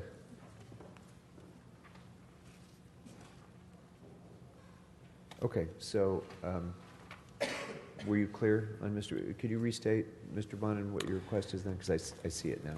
To include an instruction in the budget to request LAWA to fund one firefighter paramedic position and one advanced provider position for the advanced provider response unit, with funding to be partially offset by a reduction in the need for LAWA to reimburse the LAFD for off-airport resources responding onto airport property.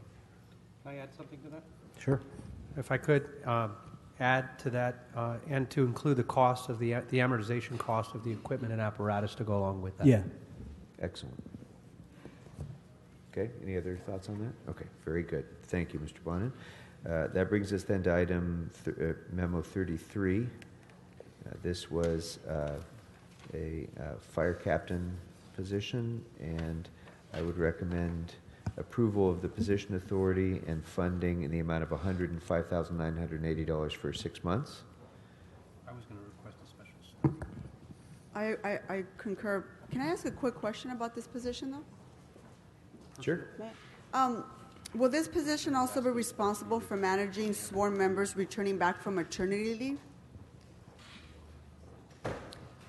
Because I believe that that's also a mess within the department. Right. For women who go on leave, it's an absolute disaster there. So I just want to ensure that this position also is responsible for guiding and providing the necessary resources to the person going on maternity leave.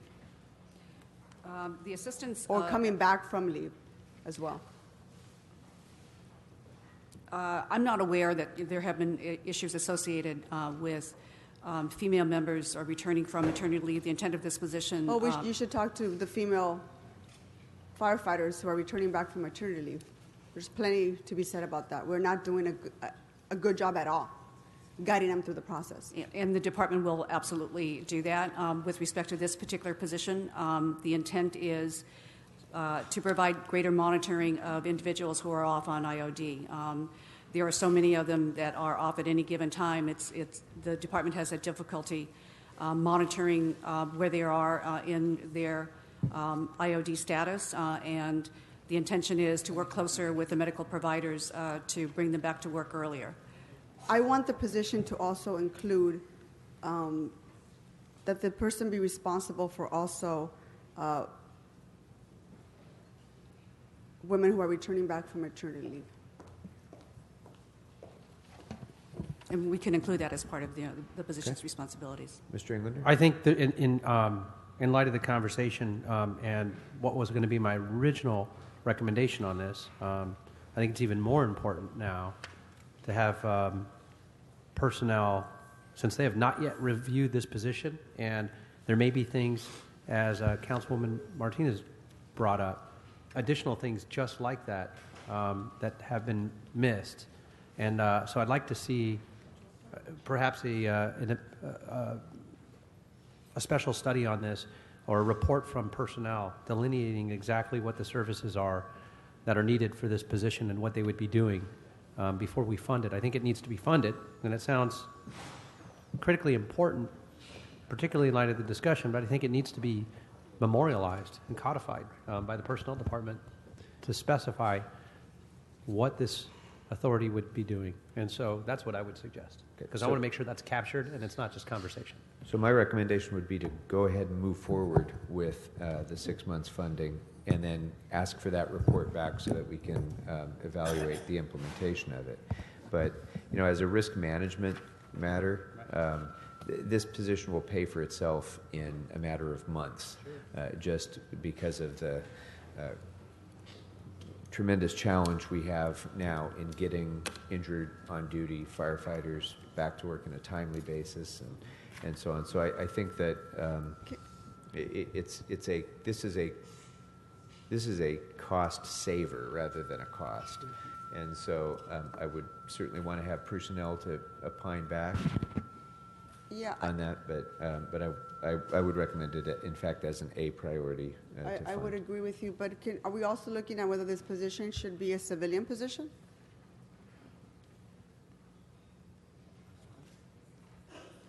That wasn't. Gotta be more. Okay, so I would actually like consideration for that as well. I believe it would be actually cost effective if this position would be a civilian as well. Can we have personnel weigh in on this during this budget process and have them, not right now, here and now, but actually give us a memo back so we can make sure that this is included in the budget, but it's memorialized from them? Is that possible? I think that makes sense. Great. Sure. And the CLA will so note. Great. Thank you. Very good. That brings us then next to the Advanced Provider Response Unit, report number 59. And so, Mr. Englander, I understand you're actually working on some options for this. So at this point, I would recommend no action on that would involve the general fund. Is there any action other than that you would need to have us act upon at this point? No, so there's not, because there's no impact to the general fund. So just that the appropriation go into the UB, and then we'll get a revenue stream and a reimbursement. So it'll be pending that. I also want to point out, it does say in the memo from the CAO, which, if correct, which I'm not sure that it is, but it says it does not include ambulance maintenance costs. And there's no reason it shouldn't. So these agreements should include the cost of overhead and amortization costs of all equipment and apparatus, again, as we're asking LAWA with all of these agreements. So we need to always keep that in mind. And I think it's an obvious assumption, but I'm not sure that it's a correct one. And if it is, we have to go back and look at the agreements we have, but certainly for the ones moving forward. So my request then would be to appropriate that in the UB, and then it'll be pending the revenue coming from those partnerships. Okay. Any other thoughts on that, members? That I think makes sense to me. Okay. That brings us then next to item number 61, which is the Fire Psychologist Position Authority. As the request was to approve the position without funding, my recommendation would be to do exactly that. Unless there's an objection. I would put it, well, this is without. Yeah, the request by the department was that they could absorb the cost. They need the position. I agree. Okay, and then that brings us then to Memo 87, which is the CAD and the AVL system. And my recommendation on this one would be to instruct the CLA to add a line item to the UB in the amount of $1.7 million in anticipation of IGT revenues sufficient to complete CAD and AVL improvements, and to fund that at a priority. Agreed. Unless there's objections or thoughts? Okay. Heartily agree. All right, that brings us then to Memo 124, the emergency incident technicians. My recommendation would be to approve the position authorities and funding for 3 months in the amount of $416,126. My recommendation is a B on that. Okay, my recommendation would be A. Mr. Ingledew recommends B. Anybody else want to weigh in on a grade? I'll do A. Mr. Bonden's an A. Ms. Martinez is an A.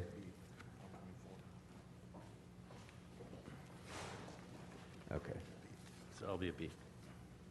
3 A's and a B on that one.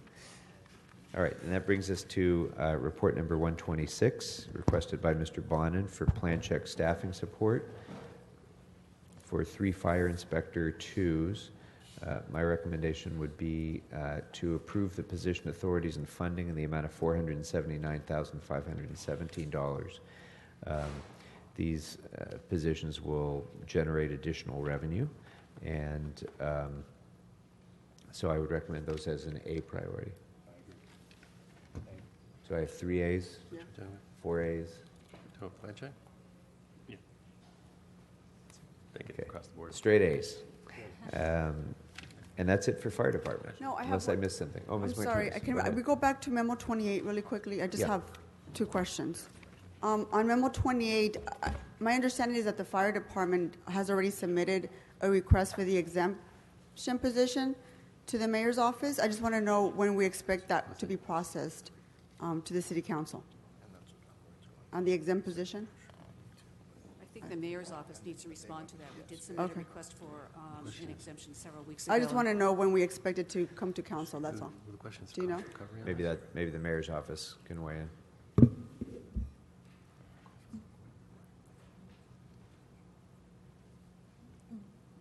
This was a new position. As soon as the department sends us the request, we would My approve understanding is they already have.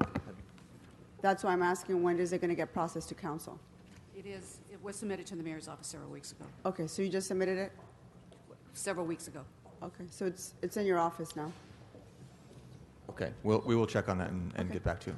Thanks. Thank you.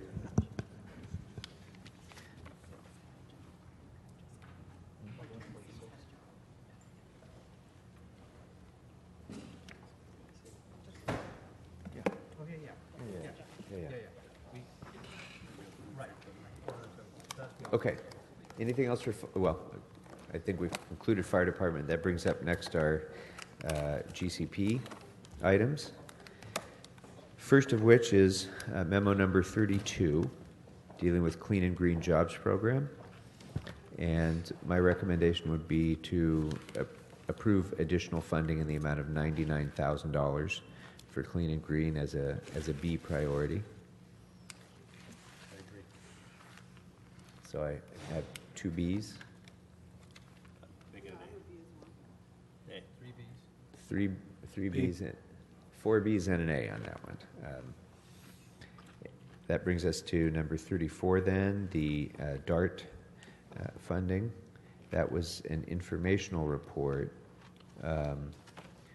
there's $1.5 million in the proposed budget, which maintains current level of service for DART teams. So there's no recommendation for additional action.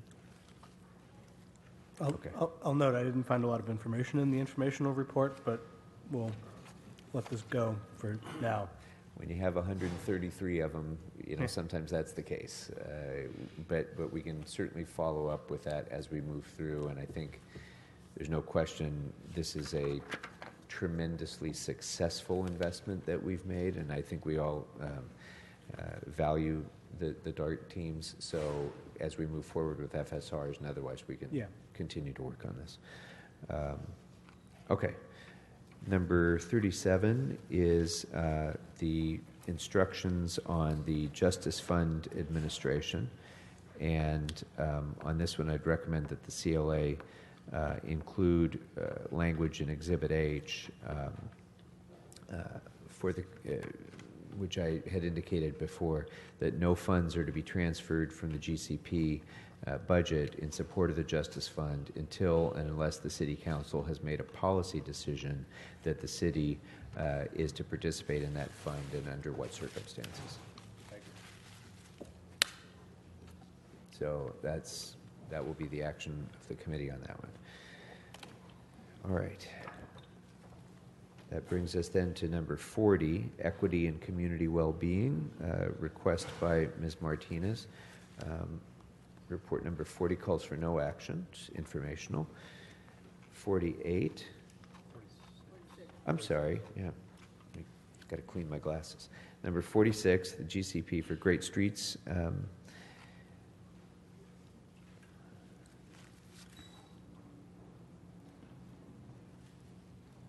Okay, so the CAO's report indicates that the additional $100,000 can be absorbed.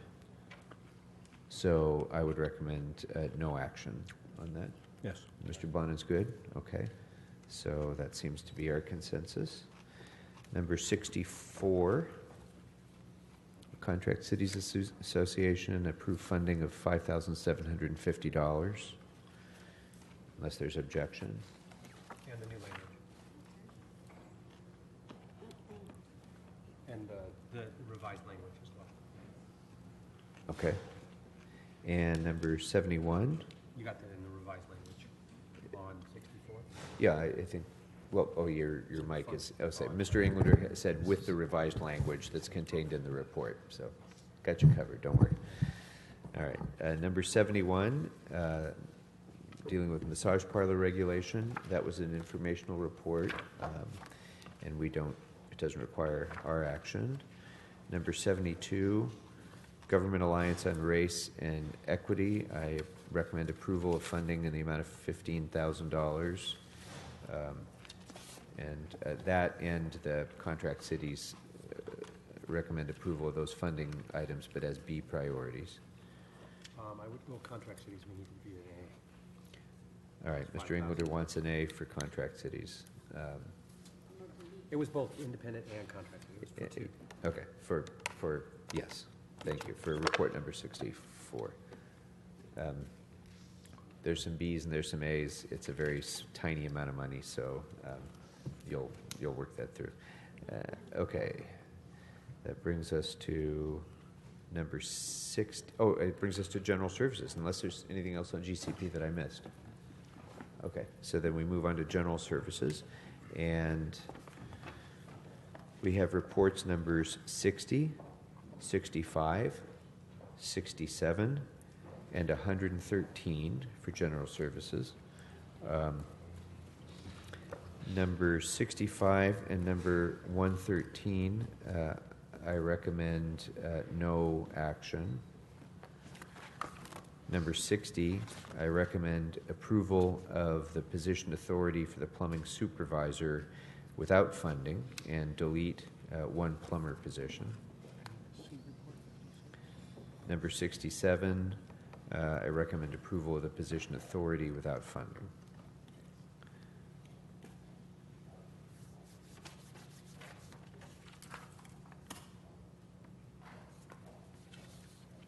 Any comments or questions? Okay. So that will be that for 60, 65, 67, and 113.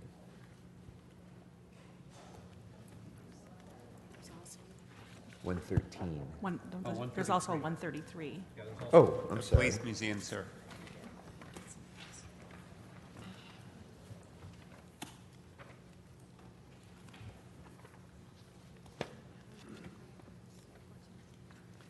Okay.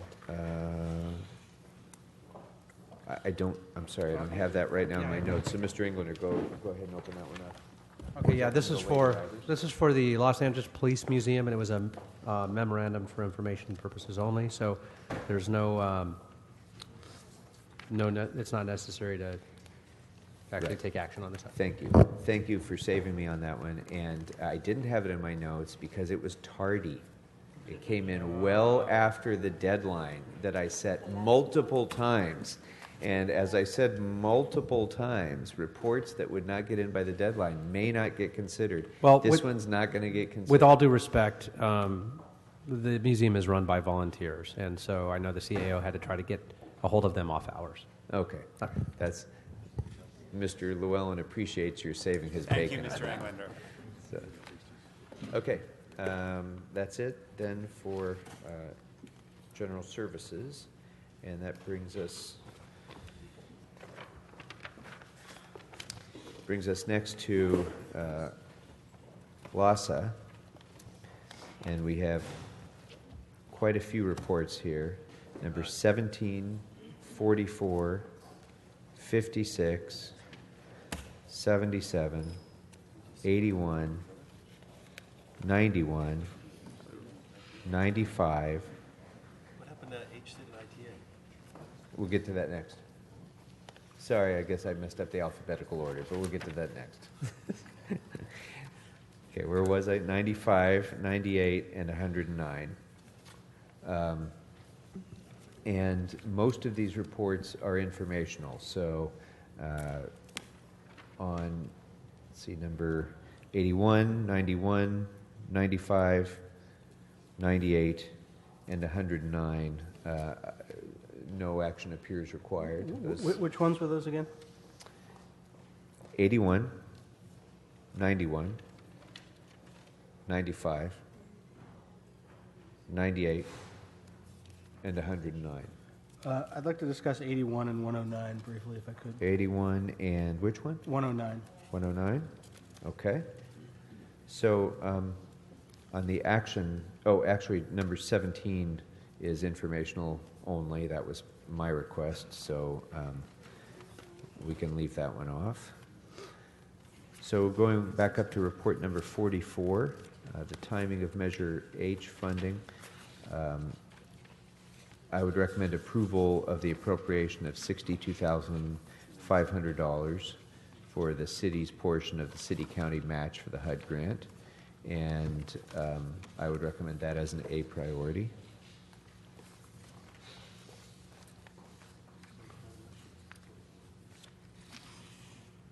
Number 56 also appears to be informational, not requiring action at this time.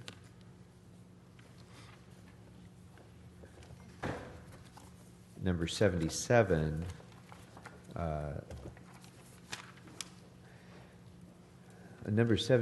I'm going to recommend no action. I recognize that there might be some discussion, but I'm going to recommend no action on that. LASA still has $6.1 million in unspent funding from last year, so since Memo 44, which I already recommended approval of, already contemplates restoration of funding for HMIS, that part's covered. Mr. Chair, if I could yes. pipe in now. It sort go of right ties the other two in with this. I've been thinking a lot about the very complicated and unfortunate predicament we're in with homelessness funding this year, despite the fact that we should be in a great place because we have two new dedicated funding sources, a city and a county one. When we approved in tandem with the county our comprehensive homelessness strategies, the county had fewer elements to their strategies than we did. The county did not include in their strategies something we discussed a lot, which was a street strategy. What to do about the fact that there are tens of thousands of people living in encampments on our streets. And there were two elements to the street strategy. There is the stick element, which the city has historically funded and increases funding for in this budget, which is law enforcement, sanitation, HOPE teams, and stuff like that. Then there was the carrot, or the more humane elements of it, which include storage, bathrooms, mobile showers, more emergency shelter, bridge housing, things that provide dignity to people on the street and give them a quicker way off the street while we're waiting years for the permanent supportive housing that we have a revenue source for. And our budget effectively eliminates most of the humane side of the street strategy because we were hoping the county would be picking up everything. I spoke to Supervisor Kuehl's office this morning. The county is not going to fund street strategy, either side of it. They are not going to fund it. They will not fund anything that is not in their comprehensive homelessness strategy. And they did not decide to fund a street strategy. They don't consider it to be a county-wide problem. They consider it to be primarily a city of Los Angeles problem. They don't experience the problem of encampments to the same degree outside of Los Angeles as they do inside. So if we don't find a way to do the storage and the bathrooms and things like that, we're inviting the lawsuits again. We're going to be back settling a lawsuit about cleanups and encampments. We're likely to get sued over 5611, even the current version. And one of our protections against that is providing storage. I had money set aside in last year's budget for storage in Venice. We didn't get all the community issues worked out and get it approved by the end of the fiscal year, so that got swept for the other half of the street strategy, which was increased sanitation. This budget doesn't provide for that to come back. So one of the few places in Los Angeles where someone is looking to actually provide storage, which we've said we need to do, isn't going to happen. We don't increase funding for mobile showers or safe parking. LASA estimates the safe parking program they're working on will provide 10 parking spaces and help 30 people. That's a joke. I mean, it's really a joke.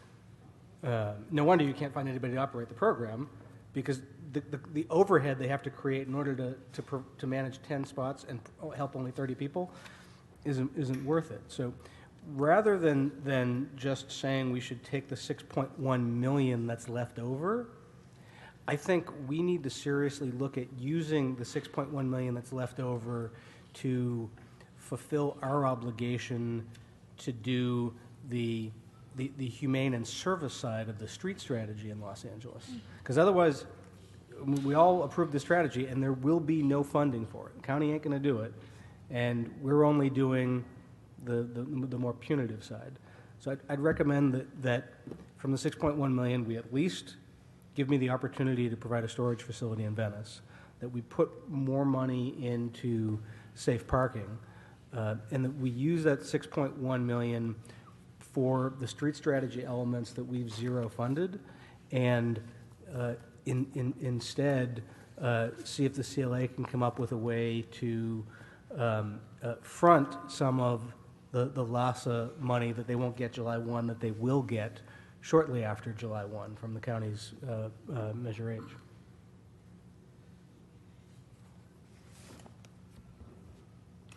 I might want to direct this to LASA, but of that $6.1 million, I don't know if it is savings. There may be a portion of it that is savings. That 6.1 may be just unexpended appropriations that you plan on using. So I don't know, Mr. Bonin, if 6.1 million is available. There is a good possibility that some of it might be. We will need to sort through that in the next week to figure that out.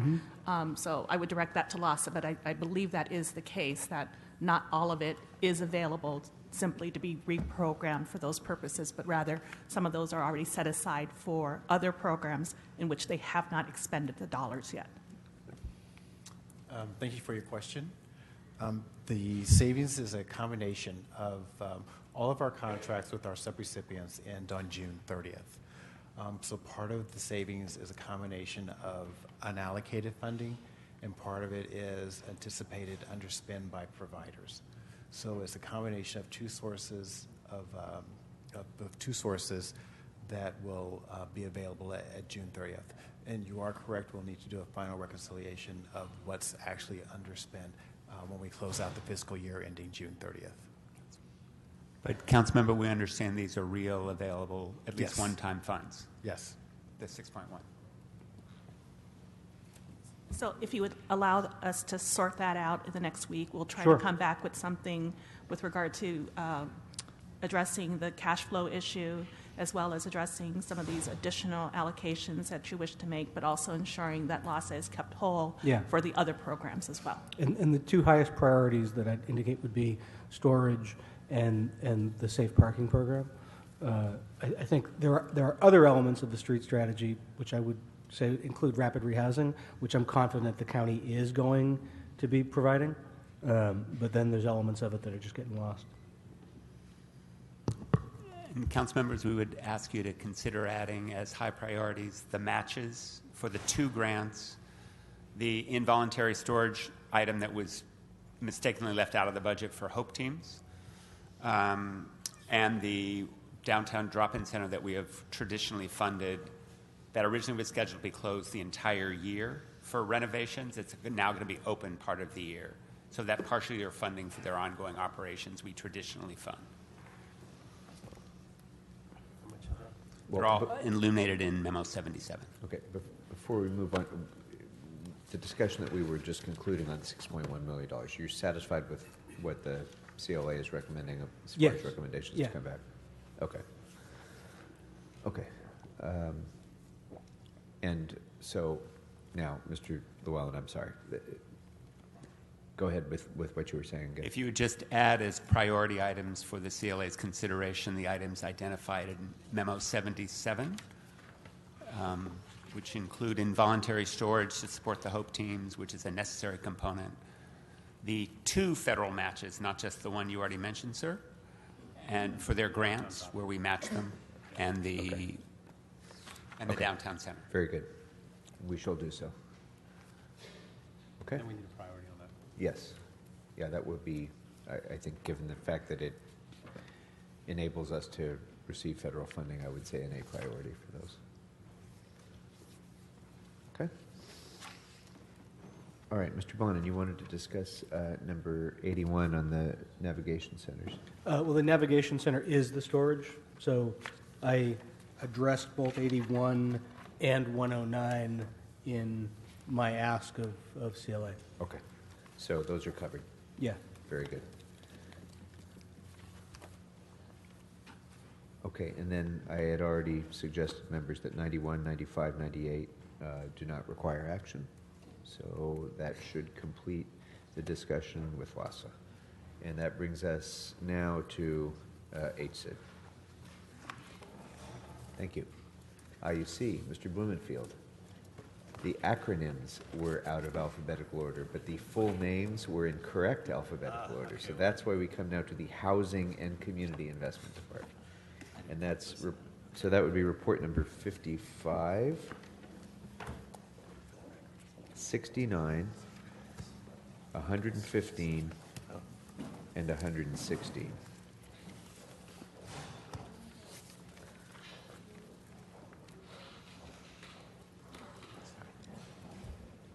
And so, members, just to whip through the recommendations quickly, my recommendation on number 55, which is the 3 pupil service and attendance counselors at the Family Source Center system, my recommendation would be to approve funding in the amount of $580,000 as a Tier B request.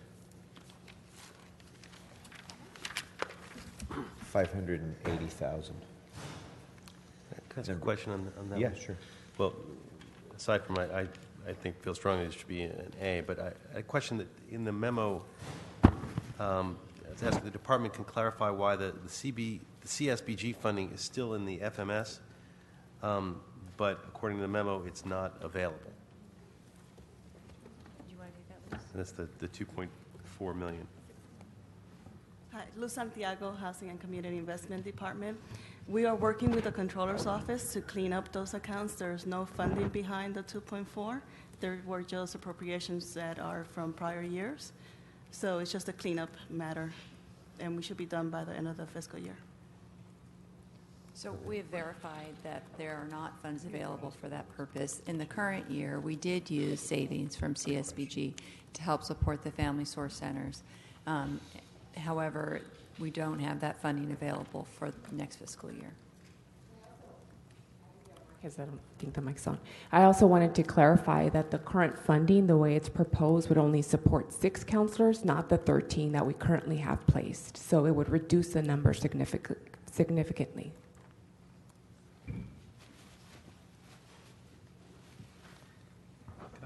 Yes, Mr. Englander. As long as we're on that item on B, I agree with the chair's recommendation for a B, except I also agree with Mr. Blumenfield's recommendation of an A. So what I would suggest is that it actually be a B with a footnote of an A if LAUSD is willing to match. The risk that we also would run is we would lose the $1.3 million that LAUSD has already committed to match for this project. So it's a shared cost. Mm-hmm. So it is highly leveraged, and that was part of my A, because I know the importance of it, but it's also a highly leveraged. You've convinced me. I'll move it up. I'll move it up to the top tier. All right. Yeah, me too. Thank you. I didn't realize we had that much of a match in it. Yeah. Right. Mm-hmm. Okay, so that brings us then to Memo 69, and this is funding to support the commissions and the community engagement program. I'd recommend approval of the position authorities and the funding in the amount of $145,219 as a Tier B priority. Number 115, this was a report requested by Ms. Martinez regarding child safety and health safety account. I think that was on behalf of Mr. Rue. I recommend no action on that. Item 118 is also informational only, and no action is required. Anything else for HSID members? Okay. Thank you very much. Thank you.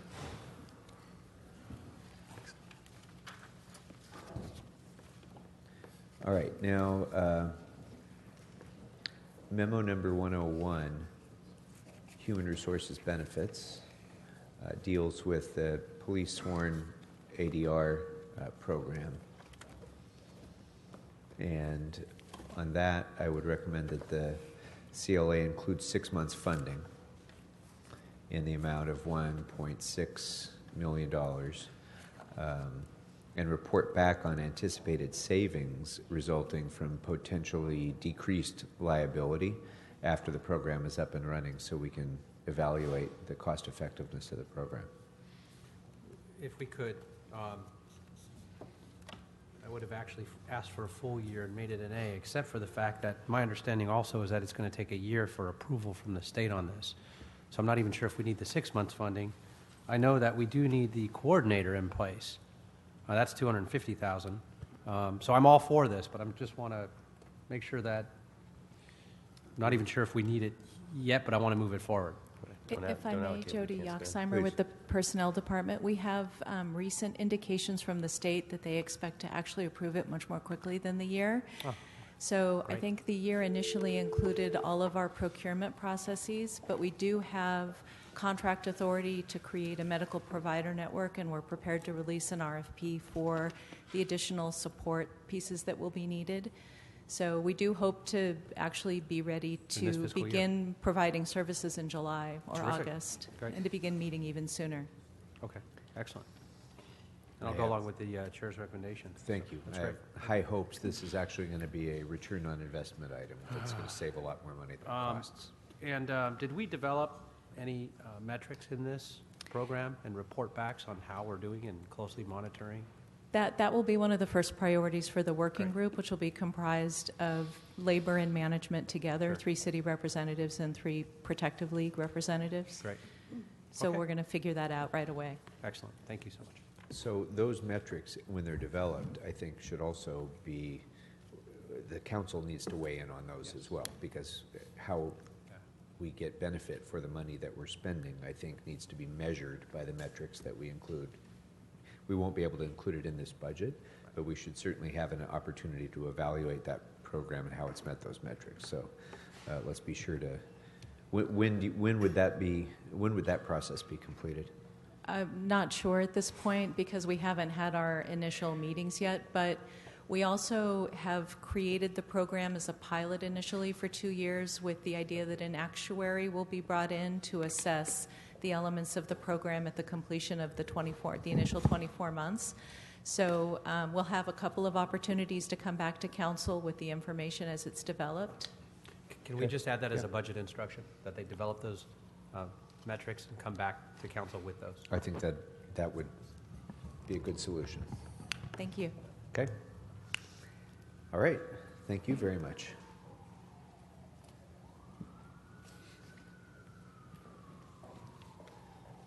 Okay, that brings us then to ITA. So that would be items 58, 83, 84, 97, 102, and 112.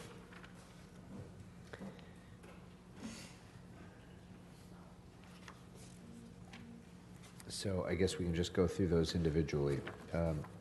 Item 58, the mobile worker plan, I would recommend approval of funding in the amount of $100,000 as an A priority.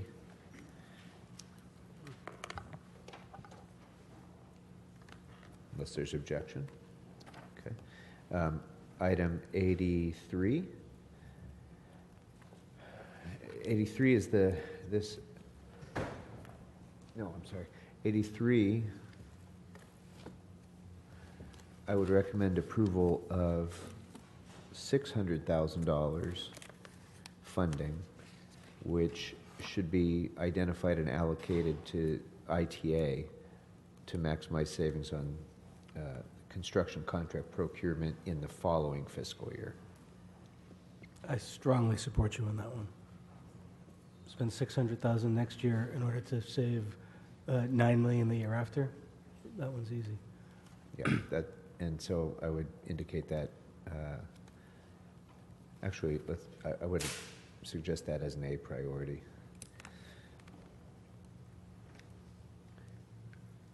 Number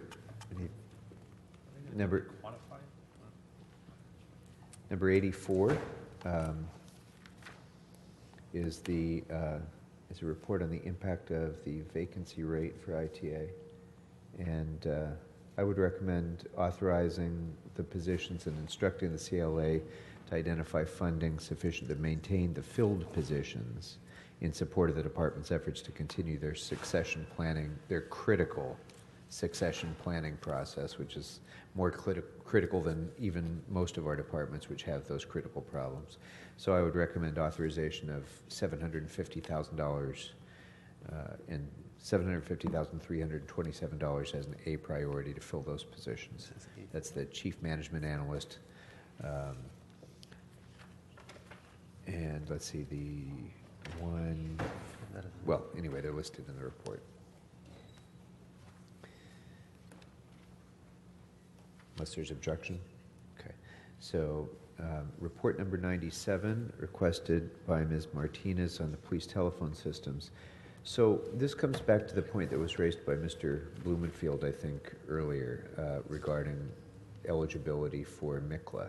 And I'd like to ask the CLA to work with the CAO to determine whether the systems themselves, the police telephone systems, have sufficient, maybe Ms. Brill already has an opinion on this, just by the fact that she's there and making that facial expression. But I'd like to at least have a look at whether or not the installation of these telephone systems would be MICLA eligible. And I'd like to approve $2.9 million to do that. The first stop should be MICLA if possible. And if it is not possible, when you come back, then I would consider funding that as a Tier B priority from the general fund.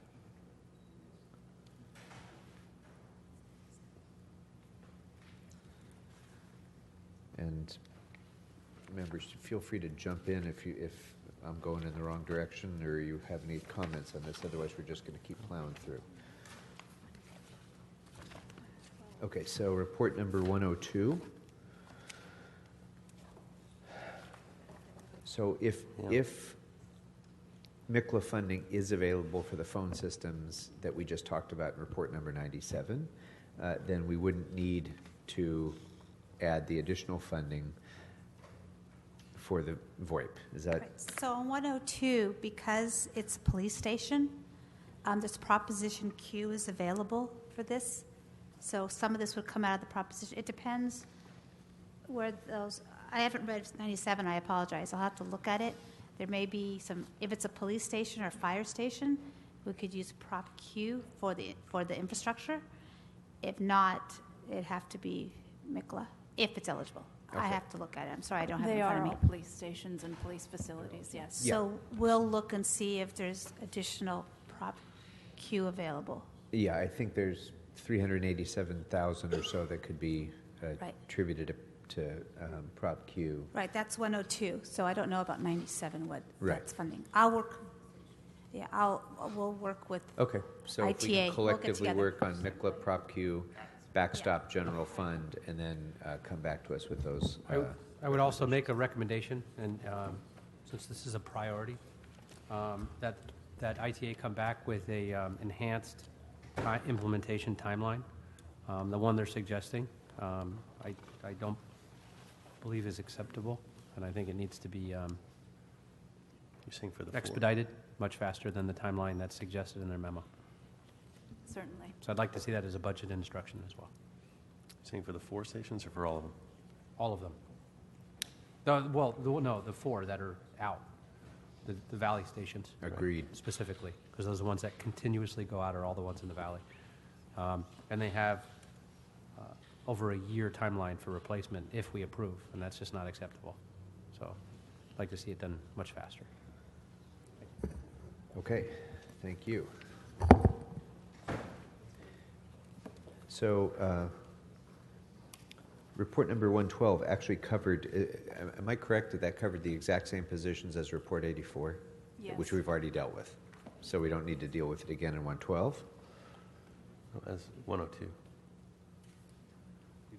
Yeah, and so that's it for ITA, unless there's anything else, members? Seeing none, okay. Library, we dismissed already because they have 2 reports, 36 and 47, which were both informational, so no action is required. Dunn had 1 report, number 82, and for that, as a B priority, I would recommend authorizing 3 project coordinators and 1 project assistant and funding in the amount of $316,254 for 6 months funding, contractual services, and staff support. But I would not recommend approval of funding relating to the online voting contract support. Mr. Amundu. I actually have I broke it out a little further, but my breakout actually comes out to a little slightly different dollar figure, which is a little higher. Instead of utilizing the chart I would fund the paragraph below it, which is part of the chart above it. And the department is requesting a total of $385,113 to increase education, training, enforcement for neighborhood council boards regarding mandatory training and ADA compliance. I think those things are also a risk management issue and should be done and funded. So my recommendation would be, in lieu of yours, to just simply fund that one as an A priority. Just this paragraph. Right? Mm-hmm. Yeah, no, I get it.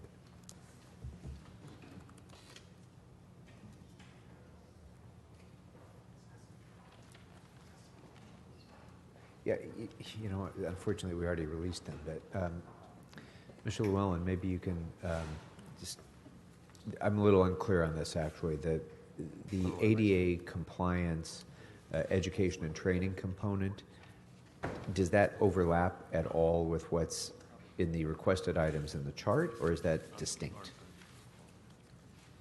Or is this an issue for the department? Terry Saraceo, staff.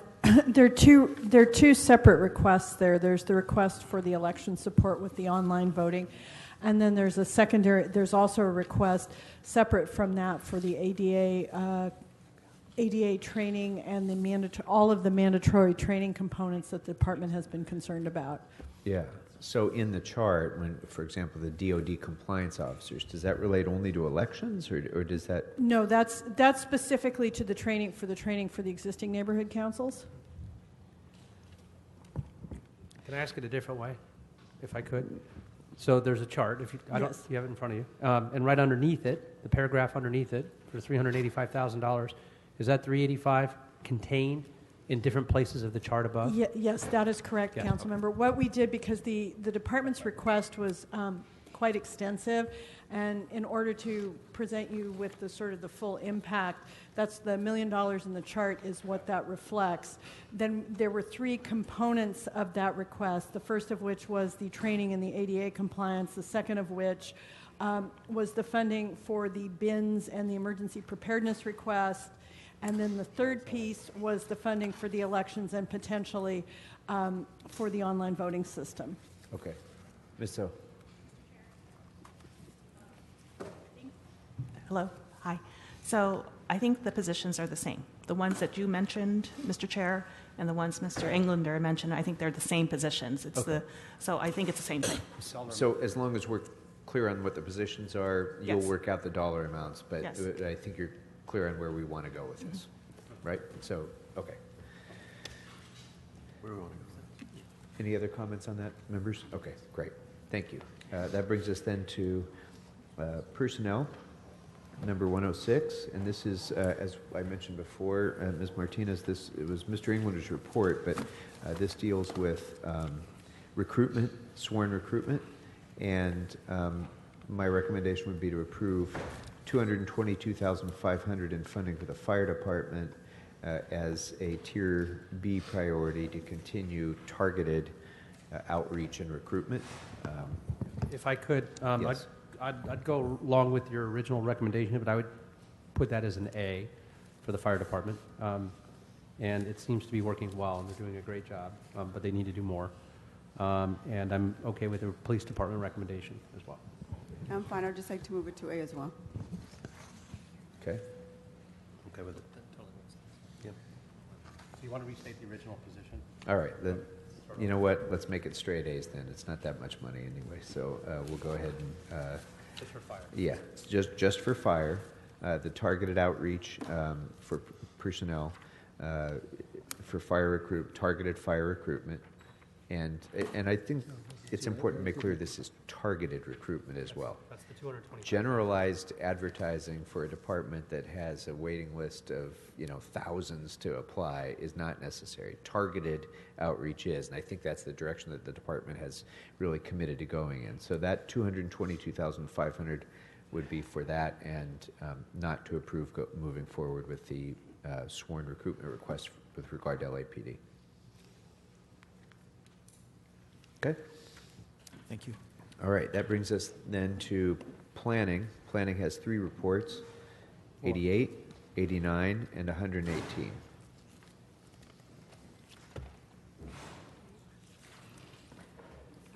88 is informational only, no action required. With regard to number 89 on the HPOZs, I'd like to ask that the CLA include the additional position authorities and include language in Exhibit H as a budget instruction to increase historic preservation and Mills Act fees to full cost recovery to support the HPOZ related activities. Exactly. My recommendation as well. Repeat that. Yeah. Sure. So the CLA should be instructed to include the positions and include in an Exhibit H instruction to increase historic preservation and Mills Act fees to full cost recovery levels to support the HPOZ related activities. Okay. 118, short-term rental, TOT, that is informational, and no action is required unless, Ms. Martinez, you feel otherwise? Okay. So that's it. That's it for planning, I think, unless members... 132. Sorry? 132. Affordable housing. Oh, don't. Again. Are we time stamping these, Mr. Hale? Because report 132 doesn't appear anywhere in my notes. And lo and behold, here it is. So this is the Affordable Housing Mitigation Impact Fee. And sir, just for the record, it was 100% my fault, not my staff's and not planning's, and not your staff. You're a good man, Mr. Llewellyn. I can't save you on that one. Well, honestly, I'm reading this for the first time as I'm sitting here, so I have no comments or suggestions, members. It was a request for me. It's informational. Okay, it gives us a sense of what revenue could be for linkage fee under various scenarios. Okay. Throughout the course Then of I'll the year. read it with great interest after this meeting. So thank you very much. I think that's it for plan. And that brings up PD next.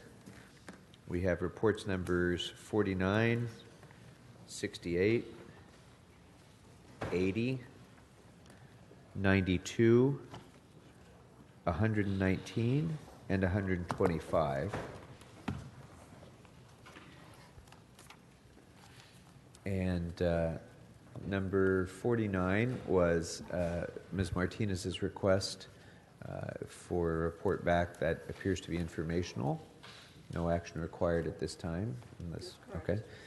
Number 68, regarding the basic car boundary study, I'd recommend as a Tier B priority approval of funding for $224,000 for the study.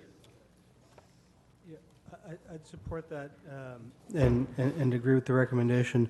I would also note that my understanding is, as a member of the Public Safety Committee, we're routinely accepting tens of millions of dollars in federal urban area security initiative grants for all types of stuff, and I'm curious whether or not any of those funds, which are administered by the mayor's office, we have a lot of discretion over, would be an available source as well.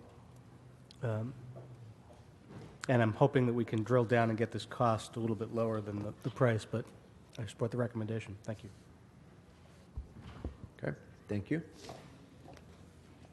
So item 80 is obviously the big one, and that is the request for additional resources for LAPD overtime.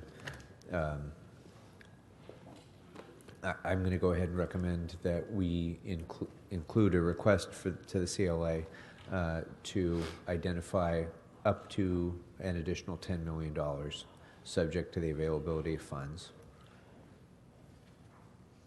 And I don't think that one is susceptible of being identified as an A or B priority, since it absorbs almost everything else that we're going to do. It's so much bigger than everything else that we're going to do. Whether we can even get close to 10 million is a question very much up in the air. I don't want to swamp everything else that we've done on all other departments for all of our other priorities by giving this an A or a B. But I do want to have a recommendation to come back for overtime enhancement for the LAPD. I also have a question. Mr. Englander. You have a question for the CAO and trying to figure out, it says here, sworn overtime account itself cannot be bifurcated. One in operational is what I asked for, and one in the transit, for the division of transit. We have to track it specifically per the department and the contract, as I read it, with MTA. So why we can't do it in the budget, I can't figure out why. I don't know that there's any reason for not doing it. And so again, I'd like to reiterate a budget instruction just to do that specifically for this budget, to break out and delineate or to bifurcate those two overtime accounts, one being operational and one being transit. And on reflection on that one, Mr. Englander, just as we don't necessarily budget how the department allocates overtime among divisions or otherwise, that to me is an operational decision within the chain of command, but it certainly needs to be separately accounted. And those, I think that accounting process will happen within the department, just as it does now, just as captains are held accountable for overtime and so on. I think my recommendation would be not to include this as a separate line item within the budget, but to instruct the department to continue to account for the overtime hours that are spent on the different, whether on MTA compliance or general overtime, to the extent that that's possible. And there may be in fact be overlap to some extent, which the department is going to have to report to us about. But my recommendation would be to have that be an accounting matter rather than a budgeting matter. Go ahead. It is going to be a need for PD to track. I believe our FMS system is going to limit us in being able to create 2 overtime accounts is the problem.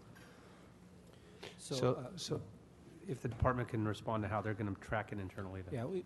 Yeah, we have developed a system, and we will track the MTA contract separately from our overtime account. So we will have ledgers, et cetera, so that we can account for the actual spending for the MTA contract differently than the spending for our normal overtime processes. So then I would ask for, if you're going to be tracking it that way, and I know you have different overtime accounts now with sworn and civilian, and those aren't commingled, but in any event, those are separated and bifurcated in the budget. So I don't know why we couldn't have a third, but yeah, I can't speak to that. I can speak to how we're going to do it, and yeah, we're going to track that. I just disagree. I don't know why we couldn't, but it's a simple matter of programming it because it's tracked internally within the department that way as well.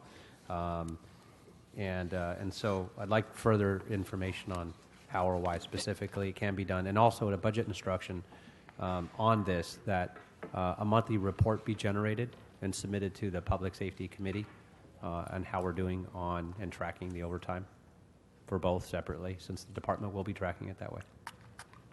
Councilmember, in this particular case, particularly since we're going to be billing the MTA overtime, right? I think your committee, our office, and the management will all be making sure this is tracked separately, right, because it will be in fact included in that was my regular point. Invoices. That's my point. So, yeah, so as long as we get the budget instruction, so a monthly report back. That seems reasonable. Mm-hmm. Anything else on police overtime, members? Okay. That brings us then to report number 92.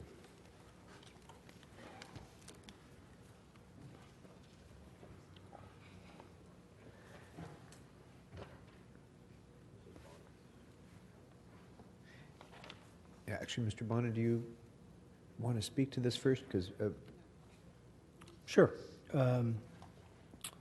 So the CAO memo recommends LAPD be given some additional time to report back, which is reasonable as long as this is something that this committee and Public Safety Committee keep weighing in on. I do want to note a few things about the preliminary analysis that I found problematic. The report notes that the hiring and training of civilians could take up to 18 months. And it says that the background investigations also contribute significantly to a lengthy hiring and training period. Implementation of the recommended strategy would be a time-consuming process, delaying the backfilling of officers currently being assigned to the Metro contract, and that would have a negative impact on patrol capabilities. I note that the comparison was made by looking at filling PSR positions, which I understand take longer to fill than many other civilian positions. And it fails to acknowledge that it also takes quite a long time to hire a sworn officer. So I'm not sure that that analysis holds up. I also think that the savings that we could get from hiring civilians could be greater than pointed out here. CIO indicates the savings could be about $644,000, but that looks at basing it on the average salaries of 52 PSR2 positions, and that's a pay grade advancement, not entry level. So I think the savings actually could be a little bit better. So when the report comes back, I think it needs to look at the fact that sworn officers also have to go through lengthy background checks. The police academy lasts for 7 months following the background checks. The new sworn officers are on probation for an additional year after the academy. We're at 9,900 sworn right now, and there's still funding and authority to hire an additional 100 more sworn before adding on an additional 52 to backfill for Metro. The LAPD has acknowledged what we've heard from our coalition, from members of this committee, from members of Public Safety Committee, that we need to hire more civilians, and they're cheaper than sworn officers. Just last week at this table, Chief Beck acknowledged there are 38 officers still working in the jails. My understanding is that the background process and the training process for civilian detention officers is a lot shorter than for PSRs and for sworn officers. So those are positions that could be filled that could get us those officers back out on duty. I still think this is a very viable idea. CAO recommends a little more time to look at it so it doesn't kill the idea, but I think it's one that needs some immediate scrutiny, and be eager to work with Mr. Englander on it. First of all, I couldn't agree with you more, and I think it needs to be flushed out in detail. On the back end of it, one of the things, I think you covered everything except the fact that we're losing a number of civilians to the transit unit, and those aren't even in the budget to replace, just the sworn. So we're going to, essentially the plan is to hire, from the way that it's been presented, hire sworn to replace the ones that are going to transit so they can work a desk job to fill the civilian positions at a much higher cost. That's the way it reads. And so I think the department sort of missed this one. What I'd like to do then, based on that conversation, is take the 52 positions and not fund it, put it in the UB, pending the outcome from presentation and flushing this out with the department and personnel. And I think personnel needs to be at the table. Concur completely on that because too often they're recommendation. not, particularly when it gets to how fast and quickly we can get folks hired. And that come back to two committees, both Public Safety Committee and the Budget and Finance Committee. I agree completely. Any other thoughts on that? That sounds like an excellent suggestion to me, members. Okay, that's what we'll do.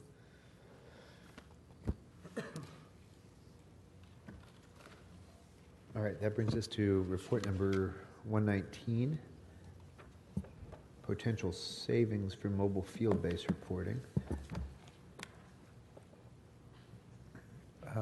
I'd recommend on this one that we approve $368,000 from the forfeited assets trust fund and $632,000 from the general fund to support this for a total of just about $1 million, and that would be a tier B priority for me. Yeah, I would make that an A from me. It's. I think the savings are undervalued here because it's not just the savings in time, but if you, it's a savings in error as well. So I think this is an A priority. Agree.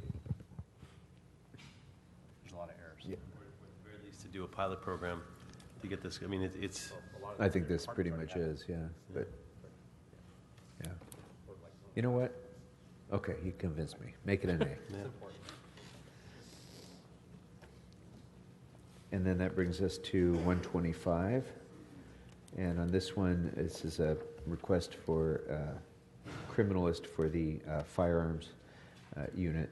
I'd recommend approval of the position authority and funding, and approve upgrading 2 criminalist 2s to criminalist 3s with no general fund impact. The department has indicated it could absorb that difference. So approve $184,938 for the new criminalist 3 position. If there's no objection. What does that include? Latent, Prince, and DNA? Is that all of it? Yeah, the upgrading of the other 2 positions. Do we distinguish within the budget where the criminalists are assigned, actually? It doesn't include forensics. Okay, you only got one piece of it. There's a whole other. We would assign them to the firearms unit. Sorry? We would assign them to our scientific investigation division. SID. But look at page 2.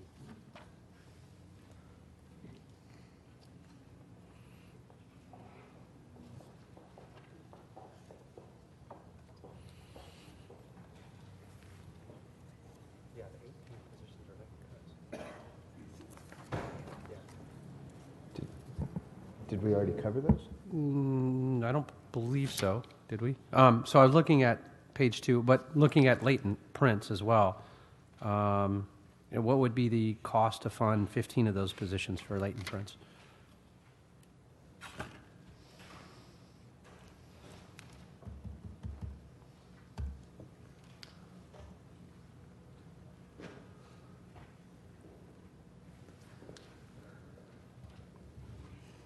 Oh, it's about 2. Oh, I'm sorry, 18. It's 18 vacant positions, not 15, and it's about 2.4 million. So I would move that we fund that as an A as well. Those are all the property crimes, as well as while we print serious felon and violent crimes, all the property crimes actually lead to every one of those as well, typically. And we're only funding, I think, per division. Are we at about 4 now, or 5 a month, or per DP? In terms of how many On property? What's the priority for property? Correct. I think it's 4. 4. So and it's not. That's woefully inadequate in terms of investigative effort. So yeah. So I would ask that we move to fund 18 vacant positions, and maybe we can. They couldn't fill them in a year anyway, and I don't know if that's full year funding. It doesn't say. Is it full year? So I would suggest a 6-month funding. So it cuts that in half, but gives us time to start the hiring process for it as well. Agreed. I thought we had covered that already, but yes, absolutely agreed. Any other suggestions on that, members, or concerns? A. I think it would be an A for me. A for Mr. Englander. I think A's all around. Going through the roof. Yeah. Thank you, Mr. Englander. Thanks for the catch. Okay, anything else for police? That brings us then to the Public Works Board. And we'll start with reports relating to the boards. That would be number 50, number 62, number 104, 110, and 111.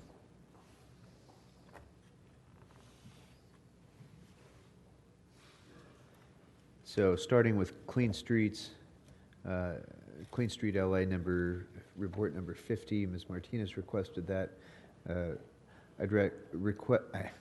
I'd recommend increasing the appropriation in the budget by $660,000, which would maintain existing service levels. I concur. Okay. Can we make that priority A as well? Yes. Thank you. That was number 50, dealing with clean streets. Number 62 is the Nexus study funding for the Public Works Trust Fund, $60,000. I'd recommend approval of that funding. It's a B for me, unless you feel otherwise. I'm fine.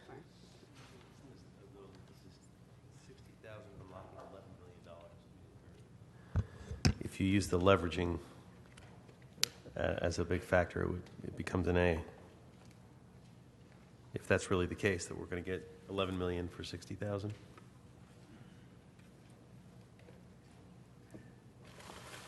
Okay. Is that a fair estimate? Let me ask that as a an A. question. What do we expect to leverage for the 60,000?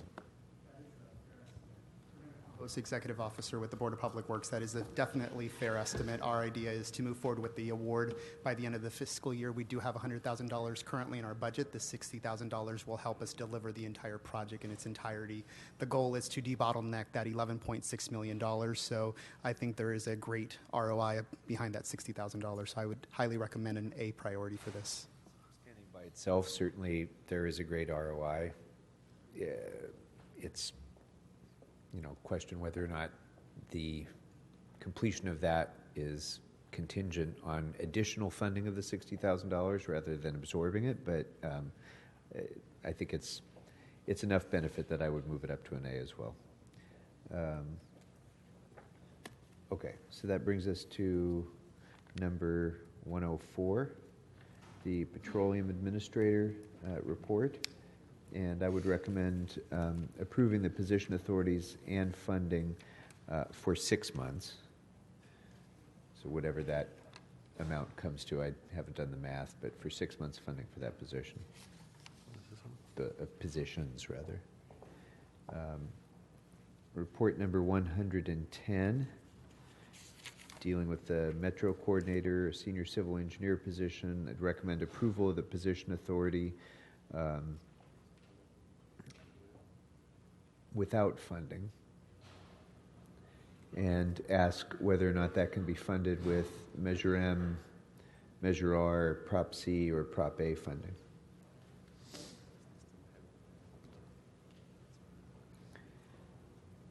Number 111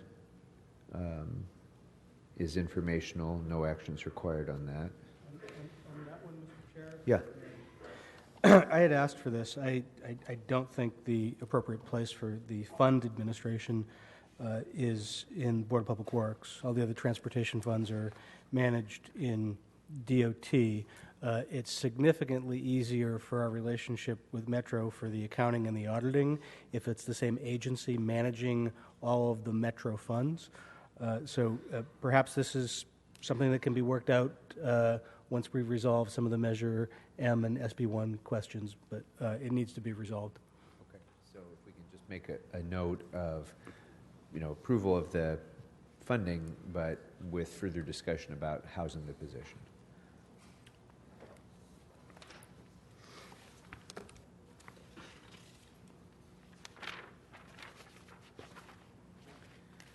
Okay, that brings us then to ConAd. And we have one report number 4. And my recommendation would be to approve the requested position authorities without funding. The funding is to be reimbursed for all of these positions, I think, by LAWA. So we can approve the positions without funding unless others feel differently. That brings us then to engineering, which has numbers 52 and 121. On I'm sorry, the LAWA positions are reimbursed by LAWA, so if you don't fund them, the department doesn't have the money up front. So our recommendation is that you provide the general fund with the offsetting increase in revenue, which then makes it $0, but they need the general fund to cash flow the positions because the LAWA reimbursement comes in as revenue. They don't direct fund the positions. Okay, so then we would have to recognize the additional revenues to the general fund Correct. as well. I'm sure the CLA has that well under control. So that's so that it's revenue neutral, or general fund neutral is the issue. So thank you for the clarification. I think they'll cover that. Okay, so for engineering, Report number 52, dealing with a couple of bridge projects, was informational. Number 121, I would recommend approval of the requested positions without funding for the senior civil engineer, the civil engineer, and the senior civil engineer without funding. And Mr. Moore, you can manage absorbing those positions? Yes, okay. sir. Anything else on that, members? Mr. Blumenfield, did you have questions on engineering? Were you calling engineering? That's all right. Okay. Thank you. That brings us then to sanitation. Reports number 12, 31, 78, and 85.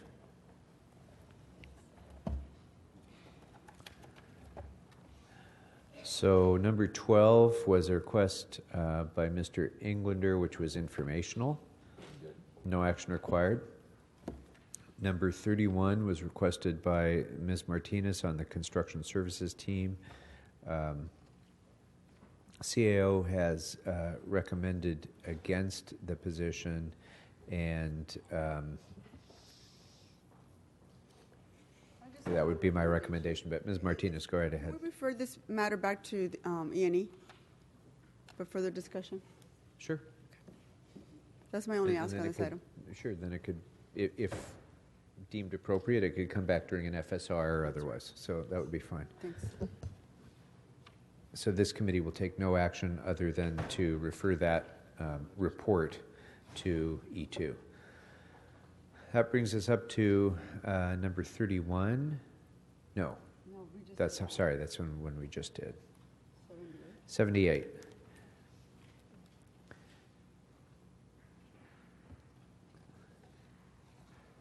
And I would concur with the CAO and recommend no action on number 78. Mr. Bonin, if you want to be heard on that. I'm sorry, what did you say, Mr. Chair? I missed Number 78, I would recommend no action. The CAO suggests that sanitation can manage it, so no action. Okay, number 85.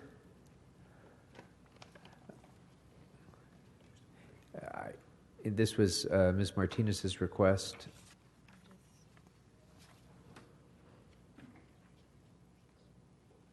I guess, my question would be, there's a lot of people assigned to this program. I am not certain what the 2 additional positions add to that can't be easily absorbed. So I would recommend against adding positions, but would instruct the Bureau to complete the recycled water projects and with their existing resources, which seem to be plentiful for this. Ms. The only Martinez. suggestion I had is there a way to provide 9 months worth of funding and regular authority for 2 positions using the sewer construction and maintenance fund so that there wouldn't be an impact to the general fund? Hello, Lisa Mowry, Chief Financial Officer, LA Sanitation. Absolutely, there would be no impact to the general fund. These would be funded from the Sewer Construction and Maintenance Fund. Right now, we're in a position where in the past, sanitation's focus has been on treating wastewater and disposing of it. We're now shifting to viewing that as a resource and moving into the water recycling field, which is a new area for us and is additional work. So the staff we have now are focused on those areas of treating the wastewater, not standing up new water recycling programs that we're planning to roll out at both our Tillman water recycling facility and our Hyperion water recycling facility. So these positions would be dedicated so that water recycling isn't one of many things that they're trying to do, but would be their sole focus, because we do know there is a need to deliver these programs very quickly to increase our resiliency and our local water supply. The positions would be funded because when we produce the recycled water, we fully recover our costs for that. That would be my recommendation then. The costs of these positions are fully recovered from the recycled water revenues? Correct. For any treatment that we do above and beyond our permit requirements, such as additional advanced treatment for water recycling, we recover that through selling the water. Okay, you convinced me. Thank you. So Didn't long take as there's very no long. general It's fund not- impact. Exactly. that's Zero right. general And fund. this You has had no me at impact no to the general fund. fund impact, Ms. Martinez. Okay. That was 78. There was also another right? ask. I'm sorry. No, I'm sorry, that was The 85. department had also requested the AGM position for external affairs that was also not included in the budget, correct? Can we move to approve the position authority on that one as well? Well, and that would be another special funded position. The things that position would be working on, for instance, to springboard off the water recycling discussion. We know there's a lot of work to be done working with the working with the regulators at the state level, so that we can increase our options of what we're allowed to do with the recycled water. One of my personal favorites, because I love finding other people's money to use on our projects so that our ratepayers don't have the entire cost, is making sure we're properly positioned to compete better at a state level to get those funds down here, whether it's the Prop 1 money, the Prop 84 money, or other new funding sources that are going to be coming along. We know we need to have a very strong presence at the state level. It's not just a matter of turning in a grant application and crossing our fingers and hoping we get the money. We need to be developing the relationships with those state agencies so that we're, by the time the application period opens, there's been so much work done behind the scenes. We need to be at the table and in those discussions. And so that, for instance, is one example of what this AGM for External Affairs would be doing, is making sure we've got a very strong position there so that our city does get our fair share of these funds. Mm-hmm. My recommendation on this one is that we authorize the position authority and then come back with funding recommendations at a later date. Is it possible to fund that position without general fund resources? 100% special funds. Okay. Thank you. So we shall do it. Okay. So that completes report 85, and I think that completes sanitation, unless there's other questions. Okay. That brings up street services. And we have reports numbers 9, 10, 11, 16, 22, 23, 25, and 26. And members, unless somebody else feels differently, I think the following reports were informational and requiring no action. Items 9, 10, 11, 16, 22, 23, and 25, which brings us to item 26. And as to that item, I would recommend that funding for median maintenance be moved to the budget for the Bureau of Street Services Contractual Services account. But were there questions about some of the informational ones? Yes. On 25, I had a question. 25. Go ahead, Mr. Blumenfeld. Yeah, just that the way it was answered, it was talking about how much. The memo says that the Bureau of Street Services can compete for $10 to $15 million worth of grants and current staffing and budget. But the question I really had is are we leaving money on the table? Could we get more for Vision Zero projects or construction projects or something else? So I get that we can get $10 to $15 million worth of grants, but what is the sort of the diminishing returns on getting additional grants, and are they out there now? And that's more of what I'm interested in is pushing the envelope on that. Good afternoon. Nazario Sosa, Director of the Bureau of Street Services. Yes, indeed. The Bureau is optimizing and maximizing its capacity based on the resources that we have. Certainly, we're not the only agency applying for these grants. Our sister departments of transportation, the Bureau of Engineering, they're also applying for these grants. In our case, as I mentioned before, we tend to be more prudent simply because we just don't have the capacity. If we could only increase the capacity, we would move forward and would try to get more money to beautify neighborhoods, to use this money as a leverage to enhance other projects that we have here in LA.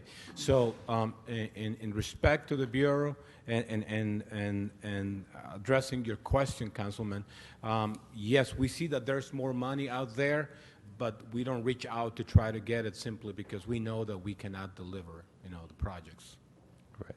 And that concerns me because if there's real good money that's out there that we just don't have the capacity to leverage, and we're missing major leveraging opportunities, then we need to know about it because maybe we need to fund more capacity for you to be able to go out there and leverage those opportunities.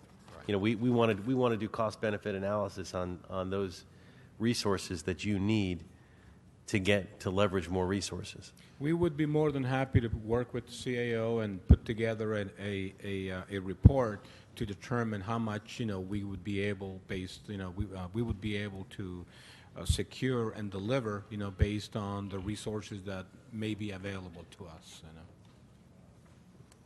Okay, so maybe we get a report back to IGTCT, the grants committee, to get that going because I like you, I think that there is all this money out there, and you may need a little bit more resources to leverage it, but that it would benefit the city greatly to see that money come in. Okay, thank you. Mr. Englander on number 16. Yes, thank you very much. I'd like to see a budget instruction that we never see a memo like this again. Is that possible? So it was asked that the Budget Committee asked specifically to address the 2014 audit, recommendations to ensure more street miles are slurried and or resurfaced for the coming year, and from money left over from salary savings after the goals have been met. The Bureau's response is attached.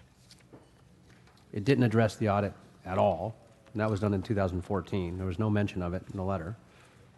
And it also asked for, and looking at public-private partnerships, if the Bureau didn't have the resources, as explained, and that wasn't addressed either.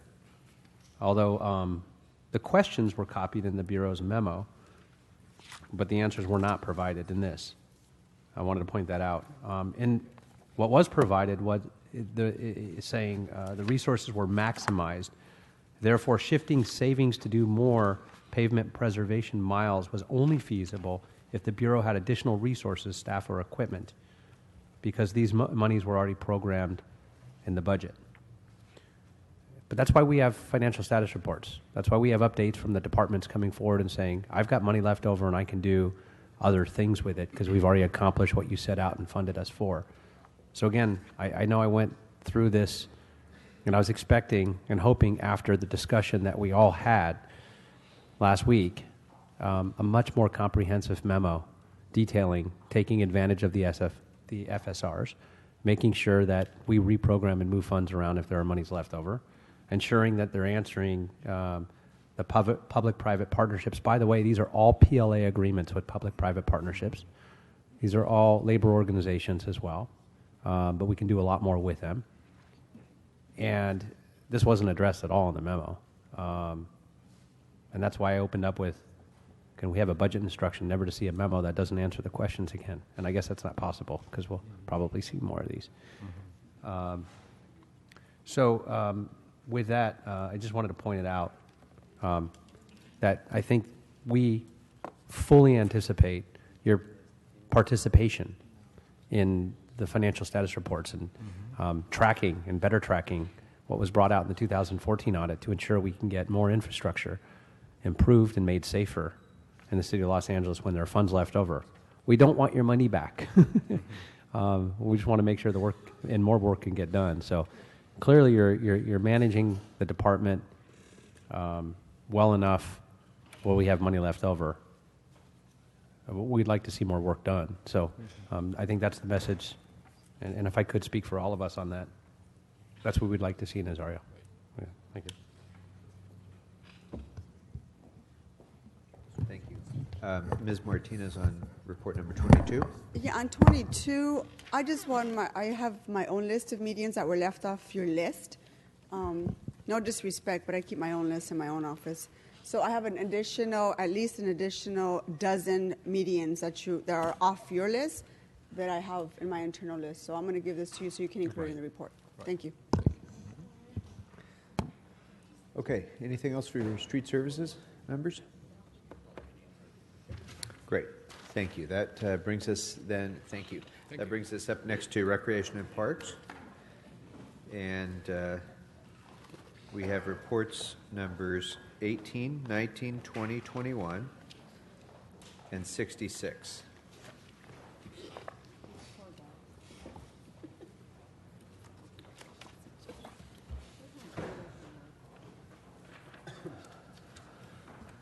And so, members, report number 19 regarding the Venice Pier was informational. No action is required. Is that okay, Mr. Bonin? You're good? Okay. Number 66 also is informational and no action is required. With regard to report number 18, the gardener caretakers, I would recommend approval of the restoration of 20 gardener caretakers and 4 senior gardeners, along with $1.5 million in general funding in order to aid recreation and parks in the restoration of those services. And I would like to make that a Tier A priority. Second. It seems to be uniform consensus on that. All of the position authorities remain, or is it still? Does that still eliminate some of the position authorities? Is that? Good afternoon, Ramon. Good afternoon, committee. This is Ramon Barajas, Assistant General Manager. We are requesting that we don't lose any of the authorities. You know, the gardener caretaker, senior gardener classification in our department is like the heart and soul of the maintenance. And that's about 12% of our actual authorities right now. And we're in the process of, we didn't hire for a long time. We started hiring about a year and a half ago, and we're in the process of continuing hiring because of the attrition. So so these vacancies are critical to our department. And I started as a gardener caretaker, and I know the duties of a gardener caretaker. One of the main responsibilities is to make sure that the parks are safe and that there's no risk at the park. But at the same time, when we have these gardeners that are stationed at these parks or work at these parks, they take ownership in part of the park. They get involved with the community. They take ownership, and it's critical for our department not to lose any of these positions. Thank you, Ramon. Mr. Chair, how many positions did your direction give? 20 gardener caretakers and 4 senior gardeners. So my question is whether or not that restores about half of the vacant positions. The proposed budget was going to eliminate the positions altogether. Of the other 4 or 5 gardeners, the other 20 gardener caretakers, I'm wondering if there's merit in allowing the department to keep the positions without the funding, so that if later in the year or in a subsequent year the money comes back, they don't have to recreate the position, but it's already there. I would completely agree with that suggestion. Yeah, we really would appreciate that too. We don't want to lose the authorities. You got the authorities and the $1.5 million to fund half of them. So, can I also add yes. something to this? Can I ask the CLA's office to go back and figure out if there's additional funding to get you back to the 53 positions? Excuse me. To go look for additional funding to get you back to your 53 regular positions. Yeah. Okay. Yeah. Yes. I think the answer you're looking for is hell yes. Yes, of course. I'm sorry. I'm getting pinched over here by. Excellent. So I guess the CLA can give us incremental recommendations on that. Certainly some of them need to be funded. Whether we can get all the way there remains to be seen, but that'll be part of your recommendations back to us. Okay, so 19 was informational. On number 20, this was the brush clearance funding that Mr. Blumenfield asked for a report back, and I would recommend that we approve the additional allocation of $750,000 for brush clearance. I would initially identify that as a Tier B priority, but would definitely want to fund them if we can. Mr. Blumenfield. On these, this type of program and a couple of the others that we're funding, just want to make sure that we link them to the targeted local hiring and to LA Rise. And, we have all of these job training programs, and then we have a lot of these, basic jobs. And I don't know how they're all linked, but I want them to be. All right. Sure. Actually, how involved has the department been already in trying to identify the targeted local hire? Yeah, we have been working with the organizations that are processing the applications, and we actually have about right now I think 12 that we could fill, but those vacancies that were going to be filled, we're waiting for today because some of those vacancies that might have been cut that are not going to get cut now are going to be part of that backfilling with some of these. I believe it's called the Workforce Restoration Program. So, some of the targeted local hire candidates would probably be, ideal for brush clearance and gardener trainees and that sort of thing, I think, and can realize some cost savings for the department at the same time. Yes, we're working on that, and it's part of our backfill. Okay. Report number 21. This is regarding Reseda Park.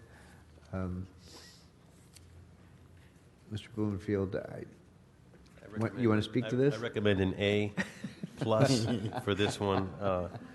This has been, going back and forth with both the police department and Rec and Parks for a long time now about, this is sort of right in the area of two grid zones, and a Class A park will make a big difference in that area. It's right, sort of right on the border of my district and Ms. Martinez's district, and it's. I think it's an important thing for Rec and Parks, and so I recommend an A+. So, I grew up in Reseda Park, pretty much, and so I'm with you on this one. But given that there's a number of positions to be filled here, new positions, a full year funding for those positions might not be appropriate. I would just ask the CLA to take into account hiring delay in the budgeting amount of this, and report that back to us as well. And I'm currently there like 3-4 days a week because I'm coaching there, so that's my park too. So I thought you were from Van Nuys. No, Reseda's they're all my parks. I grew up in Van Nuys. So. Rescind that earlier budget. It's clear the entire San Fernando Valley is jealous about Mr. Barajas. We all want a piece of Mr. Barajas. They're all my parks, but I spend a little more time there sometimes. Okay, so that brings us to item 66, which was an informational report requested by Ms. Martinez. Go ahead, Ms. I just Martinez. have one recommendation. Yeah. If this report can be referred back to Budget and Finance so that we can develop a policy of capping the chargebacks back to Rec and Parks starting next fiscal year? Yeah, that's very much a priority, Yes, I we think, need- for a lot of us.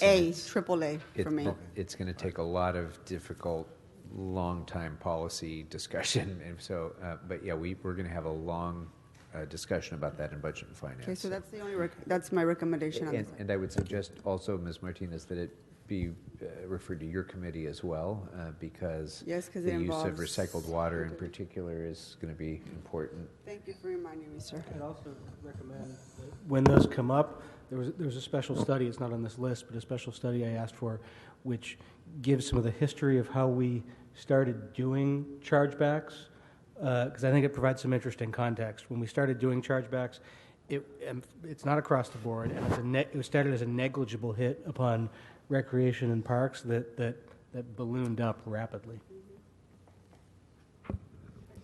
Okay. Anything else for Rec and Parks? Great. Thank you very much. That brings us to transportation. Ms. Reynolds, thanks for your patience. And we have lots of reports for transportation. 53, 54, 93, 94, 96, 103, 117, 122, 123, 130, and 131. So, for restoration of general fund salary reductions, on report number 53, I'd recommend that we restore $81,070 to the salary account to offset the impact of cuts to the Parking Enforcement Division in particular.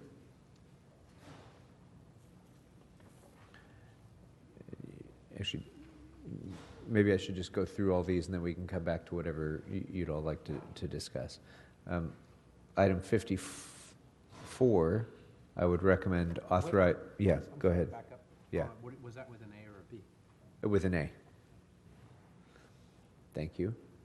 On 54, I would recommend authorizing the appropriation of $550,000 from Prop A to make up for the reduction in Prop C funding provided to Lanny. Can that be A as priority A? I haven't been assigning tier priorities to non-general fund expenditures. This is a transfer, so we don't have to rank it against other general fund expenditures. Mr. Bonner? Could I ask CLA to also look at CIEP, Measure M and Measure R median island maintenance as a potential funding source for that? I just have a little bit of a concern about drawing down on Prop A as we're considering proposed new transit services in the next fiscal year. CIP for measure M and R? Yeah. Yeah, Sure. I agree. The more options, the better.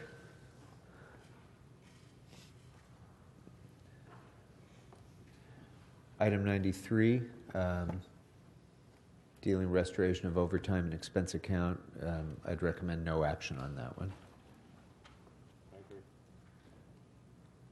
Item 94. So this is kind of the big issue that we've been wrestling with as to how to appropriate new revenues from a number of different sources, local return funds from Measure M, the new SB1 funding, and so forth. And on this, members, it's clear that Mr. this... Chair? Mr. Bonner. My sheet 94 doesn't have a description, so I'm not sure what you're talking about.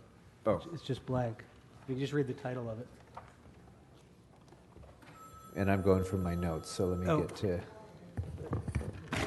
The title on this one is simply the Department of Transportation combining the street reconstruction and Vision Zero programs. Great. Okay, thank you. Thanks very much. It's the big one of yours, actually. Yes. They were trying to hide it from me. Yeah, so on this one, what I would suggest is we go ahead and continue to work on identifying and defining what the degree of these additional revenues is going to be, because we have new information since the time the mayor prepared the draft budget with regard to SB1 and so on. We have the potential for a pie that is getting larger, and there's been a lot of discussion about, as we discussed earlier, about maintenance of effort requirements, about eligibility of different programs under the different funding streams, which remain, if not entirely unanswered, at least we don't, I think, have sufficient consensus about what all that means yet to be able to have as clear a breakdown as we'd like. So I'd like us to continue to work on this, put those funding sources, assign them to the UB for the moment, pending further policy discussion among us and the relevant general managers. If we can then, by the time that the RACUP comes forward, hopefully have some further definition of this, we'll be able to amend it at that time. If we don't have it by then, perhaps we can have it by the time council votes. And if we don't have it by then, we have to at least continue to work on identifying this before the fiscal year begins. But we all can agree that we have to put that funding someplace for the moment and then talk about how we're going to spend it. And So Mr. does Chair, that make sense? That's SB1 and M you're referring to? Yeah. And are you referring to just the SB1 and M that are under the DOT budget, or also the ones that's under street services as well? So, I think the point would be to identify where there's going to be crossover, where there's potential for efficiencies, where we're serving common purposes with both. So, I mean, the idea would be to bring all that together with DOT, with street services, with perhaps engineering as well, and figure out how we can do this in a collective way that makes the most sense with the dollars that we have available. So it would include engineering, DOT, and I don't remember offhand whether there's street specific services. money set. Yeah. I'm sorry, what did I say? Street services. Yeah, street services, DOT, and I don't know whether there's money set aside in engineering or Con Ed as well. I don't recall offhand. But whatever there would be under these funding streams, we would want to figure out how we can apply them in the most cost-effective way, That given sounds our reasonable. policy objectives. Yeah. Fair? Okay.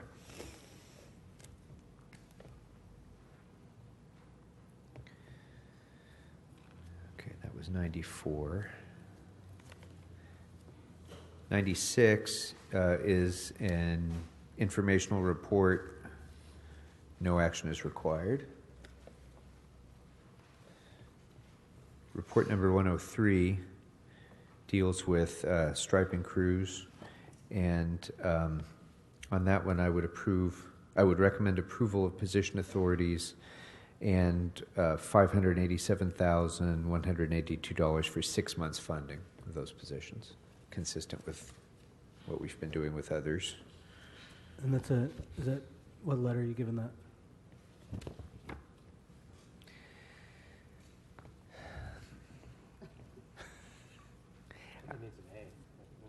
You've been asking us all day, so it's only fair. You know, the problem with having an A and a B scheme is pretty soon everything starts drifting upward to the A's. But that being said, this has been such a recurring problem for all of us. It's been such a recurring frustration. Okay, Mr. Bonin, the implication of your question has convinced me move it up to an A. So we'll make that an A priority as well.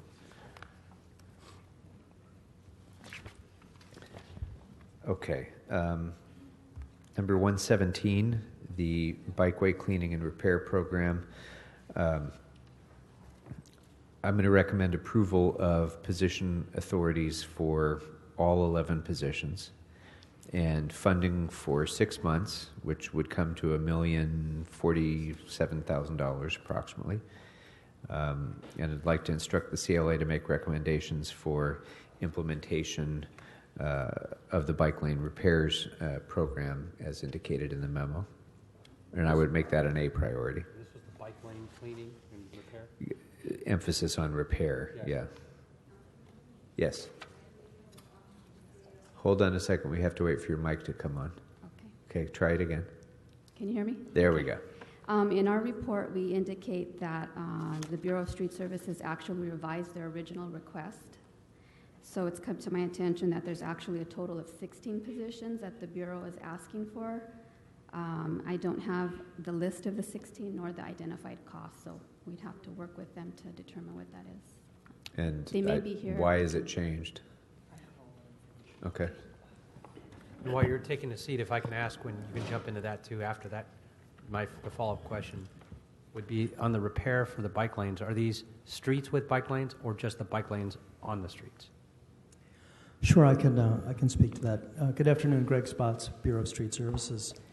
Our original proposal contemplated having 7 positions to inspect, motor sweep, and call in small asphalt repairs on the bike lane portion of streets with bike lanes.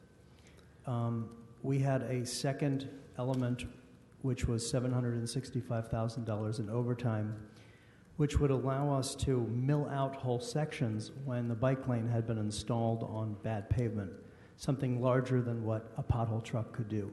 Perhaps even a whole city block of just the lane where, just the section where the bike lane is. And subsequently, we came back and answered a CAO question with a different proposal of having a city crew to do that full-time Monday to Friday, which would enable us to do even more of those large asphalt repairs. But we're comfortable either way.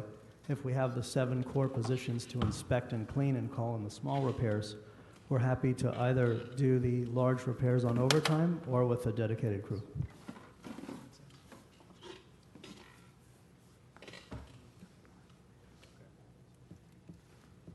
Anything else on this, members? I'm not really able to assess on the fly the change in the number of positions. So I guess the recommendation that I'd made would stand, but I'd ask the CLA to report back on the department's additional requests as well. Okay. And Ms. Reynolds, would this encompass someone actually riding a bike on this system and identifying potential defects? Because I've had this discussion with members of the department staff a number of times that, in a span of a couple of work weeks, one person on a bike could cover every mile of bike lane that we have, maybe 3 weeks, call it. And by doing that, we could identify the potential defects that expose us to significant liability that cause us to be in violation of federal and state law, and also which subject our bicycling community to tremendous danger and risk. And it seems to me that shouldn't be complicated to get somebody on a bike riding the bike lanes and just making that determination. Would that be envisioned as part of this program? So what we included in our report back is a suggestion that there be a Transportation Engineering Associate 2 associated with Bureau of Street Services. This is a maintenance function. And so from our perspective, we felt as though all of the positions associated with it ought to live in a single department, because we don't want to have one department generating a work plan for another department. We thought it would make more sense to have a single team that is responsible for, where you have an engineer who's actually responsible for inspecting the bike lanes for all sorts of things, on an ongoing basis. We also suggested that the overall health and relative safety of the bike network could be greatly improved with small, what I call spot improvements. So, for example, you've got 2 bike lanes that intersect, but at the signal, there's no way to sort of safely and elegantly get from one to the other. So we had also requested an engineering position that would sit at DOT that would be responsible for doing those kinds of work orders. That's more engineering work. And so we thought that with both of those positions, now you have, first of all, the restoration of some positions for an actual bike program for the city, sitting where they belong, and that you actually have 2 people who are empowered to go out and create work orders and a work program to keep our existing bike network in the best condition that it can be to guard the city against exposure to liability, right, but also to just improve the overall network. We've made a tremendous investment in it, but the network falls apart in some of these connections, and so and its maintenance. And so this is just sort of the investment you need to make as you get a more mature bike network in a city. That makes perfect sense, and it's another great example of that interface between street condition, public safety, street services, and transportation that we're trying to grapple with overall. That I think getting everyone in the room and hashing this out is going to be of great benefit. So it's a great example of that. Okay, so anyway, that recommendation stands on that. So on item 22 is an informational report. No action is required. Item 123 was also informational. Item 130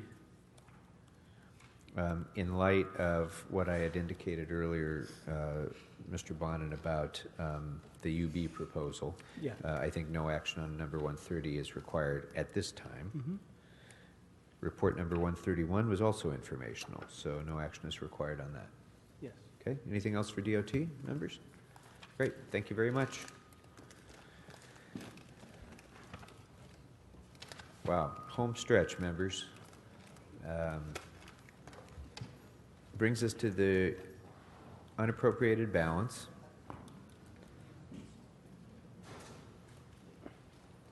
And that's reports number 75, 76, 99, and 105.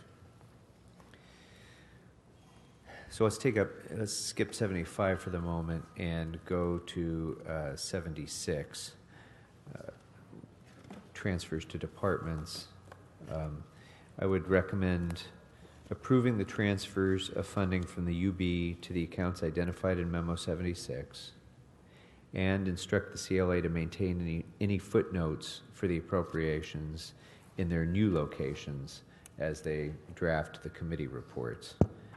That's 2.3 million capital projects to CIEP, 275,000 community engagement to GCP, 900,000 network hardware replacement to ITA, and $1 million for tree trimming and alleys to street services. Did you mean to skip 8? Sorry? Skip 1. Sorry? You skipped purposeful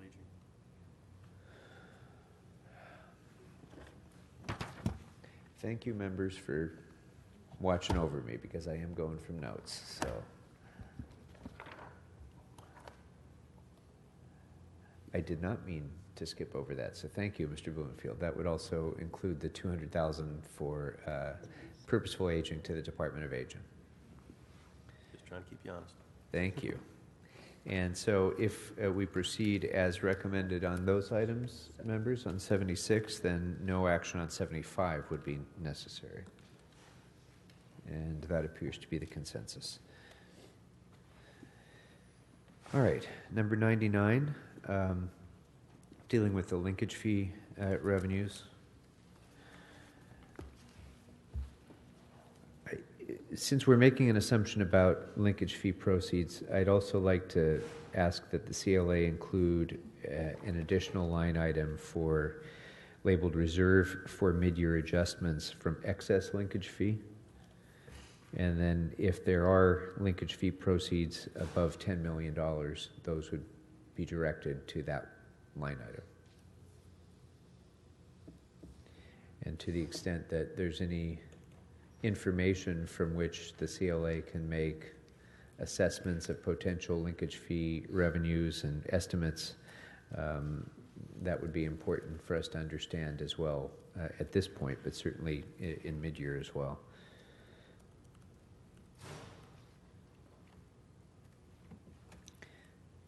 Yes. Just one clarification. So the budget already anticipates $10 million from the linkage fee.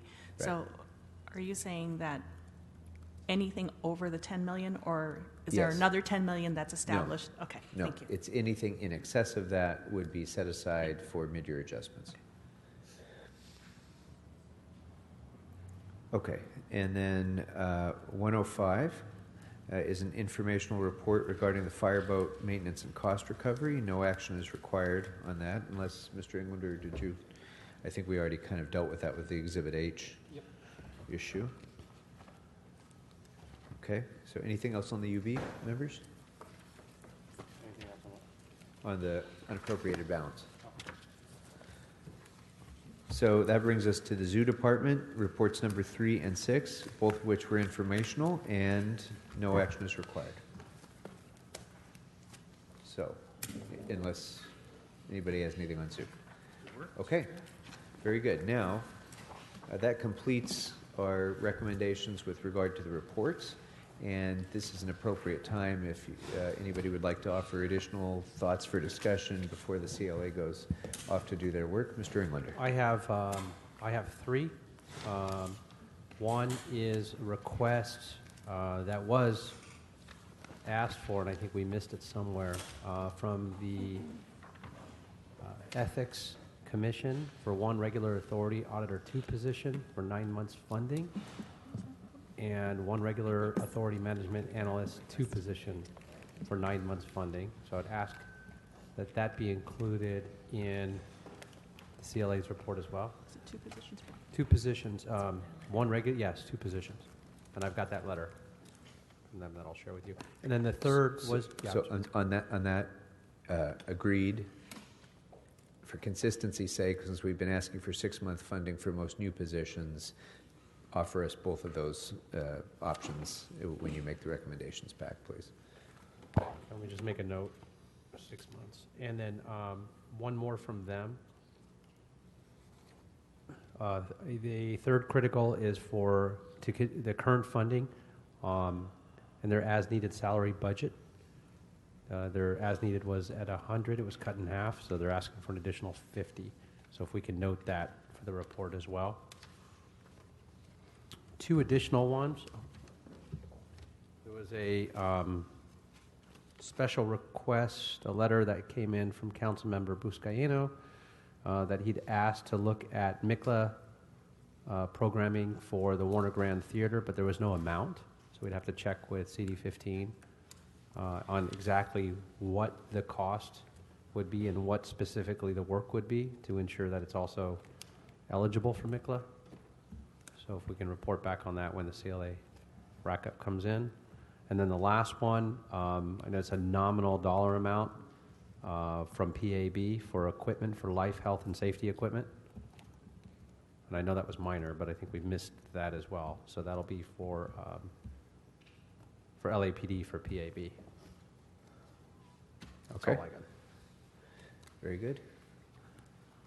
Members, anything else to add? I have a few, but I'll go after everybody else does if you have any other. Okay. So the potential shortfall in HRB, I'd like to have the CLA report back with the rack-up on recommendations regarding the potential shortfall, what the risk is of that, and what the potential solutions are. On BCA, I'd like to recommend approval of a management analyst position, authority, and funding both for 6 and for 9 months. And that's to support our local preference ordinance and MB, WB, DB.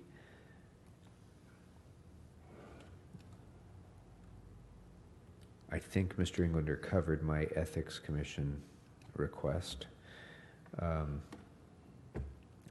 For HSID, I'd like to recommend approval of $270,000 in funding from the general fund to leverage an additional $100,000 from HOPWA for a new case management program productivity tracking system. That's a Tier B request. With regard to the Office of Finance, I'd like to ask that we instruct the CLA to work with Finance to restore any filled position authorities that were deleted and for which there are no other vacancies to retain staff. Those authorities would be restored without funding. For the City Attorney, I'd like to request that we restore the deleted support staff position authorities without funding for 3 paralegal 2s and 1 investigator 2. And then for the Department of Disability, I'd like to request that we include the department's requests for disabled employee assistance in the amount of $79,813, ADA assistance in the amount of $10,000, Common Look software licenses in the amount of $55,000, the AIDS coordinator for $29,305, and staff development in the amount of $20,000. and include those as Tier A items. All right. Anything else, members? Now, Ms. So, you're good? Okay. Mr. Hale, you have to remind me, do we adjourn or recess? We recess now. Okay. So, members, great work. It's now 3:30. We've gone through and resolved over 130 budget memos in a very expeditious way. And we're all going to wait now with bated breath as our CLA comes back and tells us which of the things that we've asked for we can do. Until that time, we will not be meeting tomorrow, as had been agendized. So you earned yourself a day off by working so expeditiously today. Bravo. So until we're scheduled to come back Friday, next Friday. So a week from tomorrow, we'll be back here at what time? Upon adjournment of the council meeting. So that will be announced further as we get closer to the time. But a week from tomorrow, we will resume this meeting to consider the rack-up and recommendations from the CLA. And until that time, thank you all very much. We are in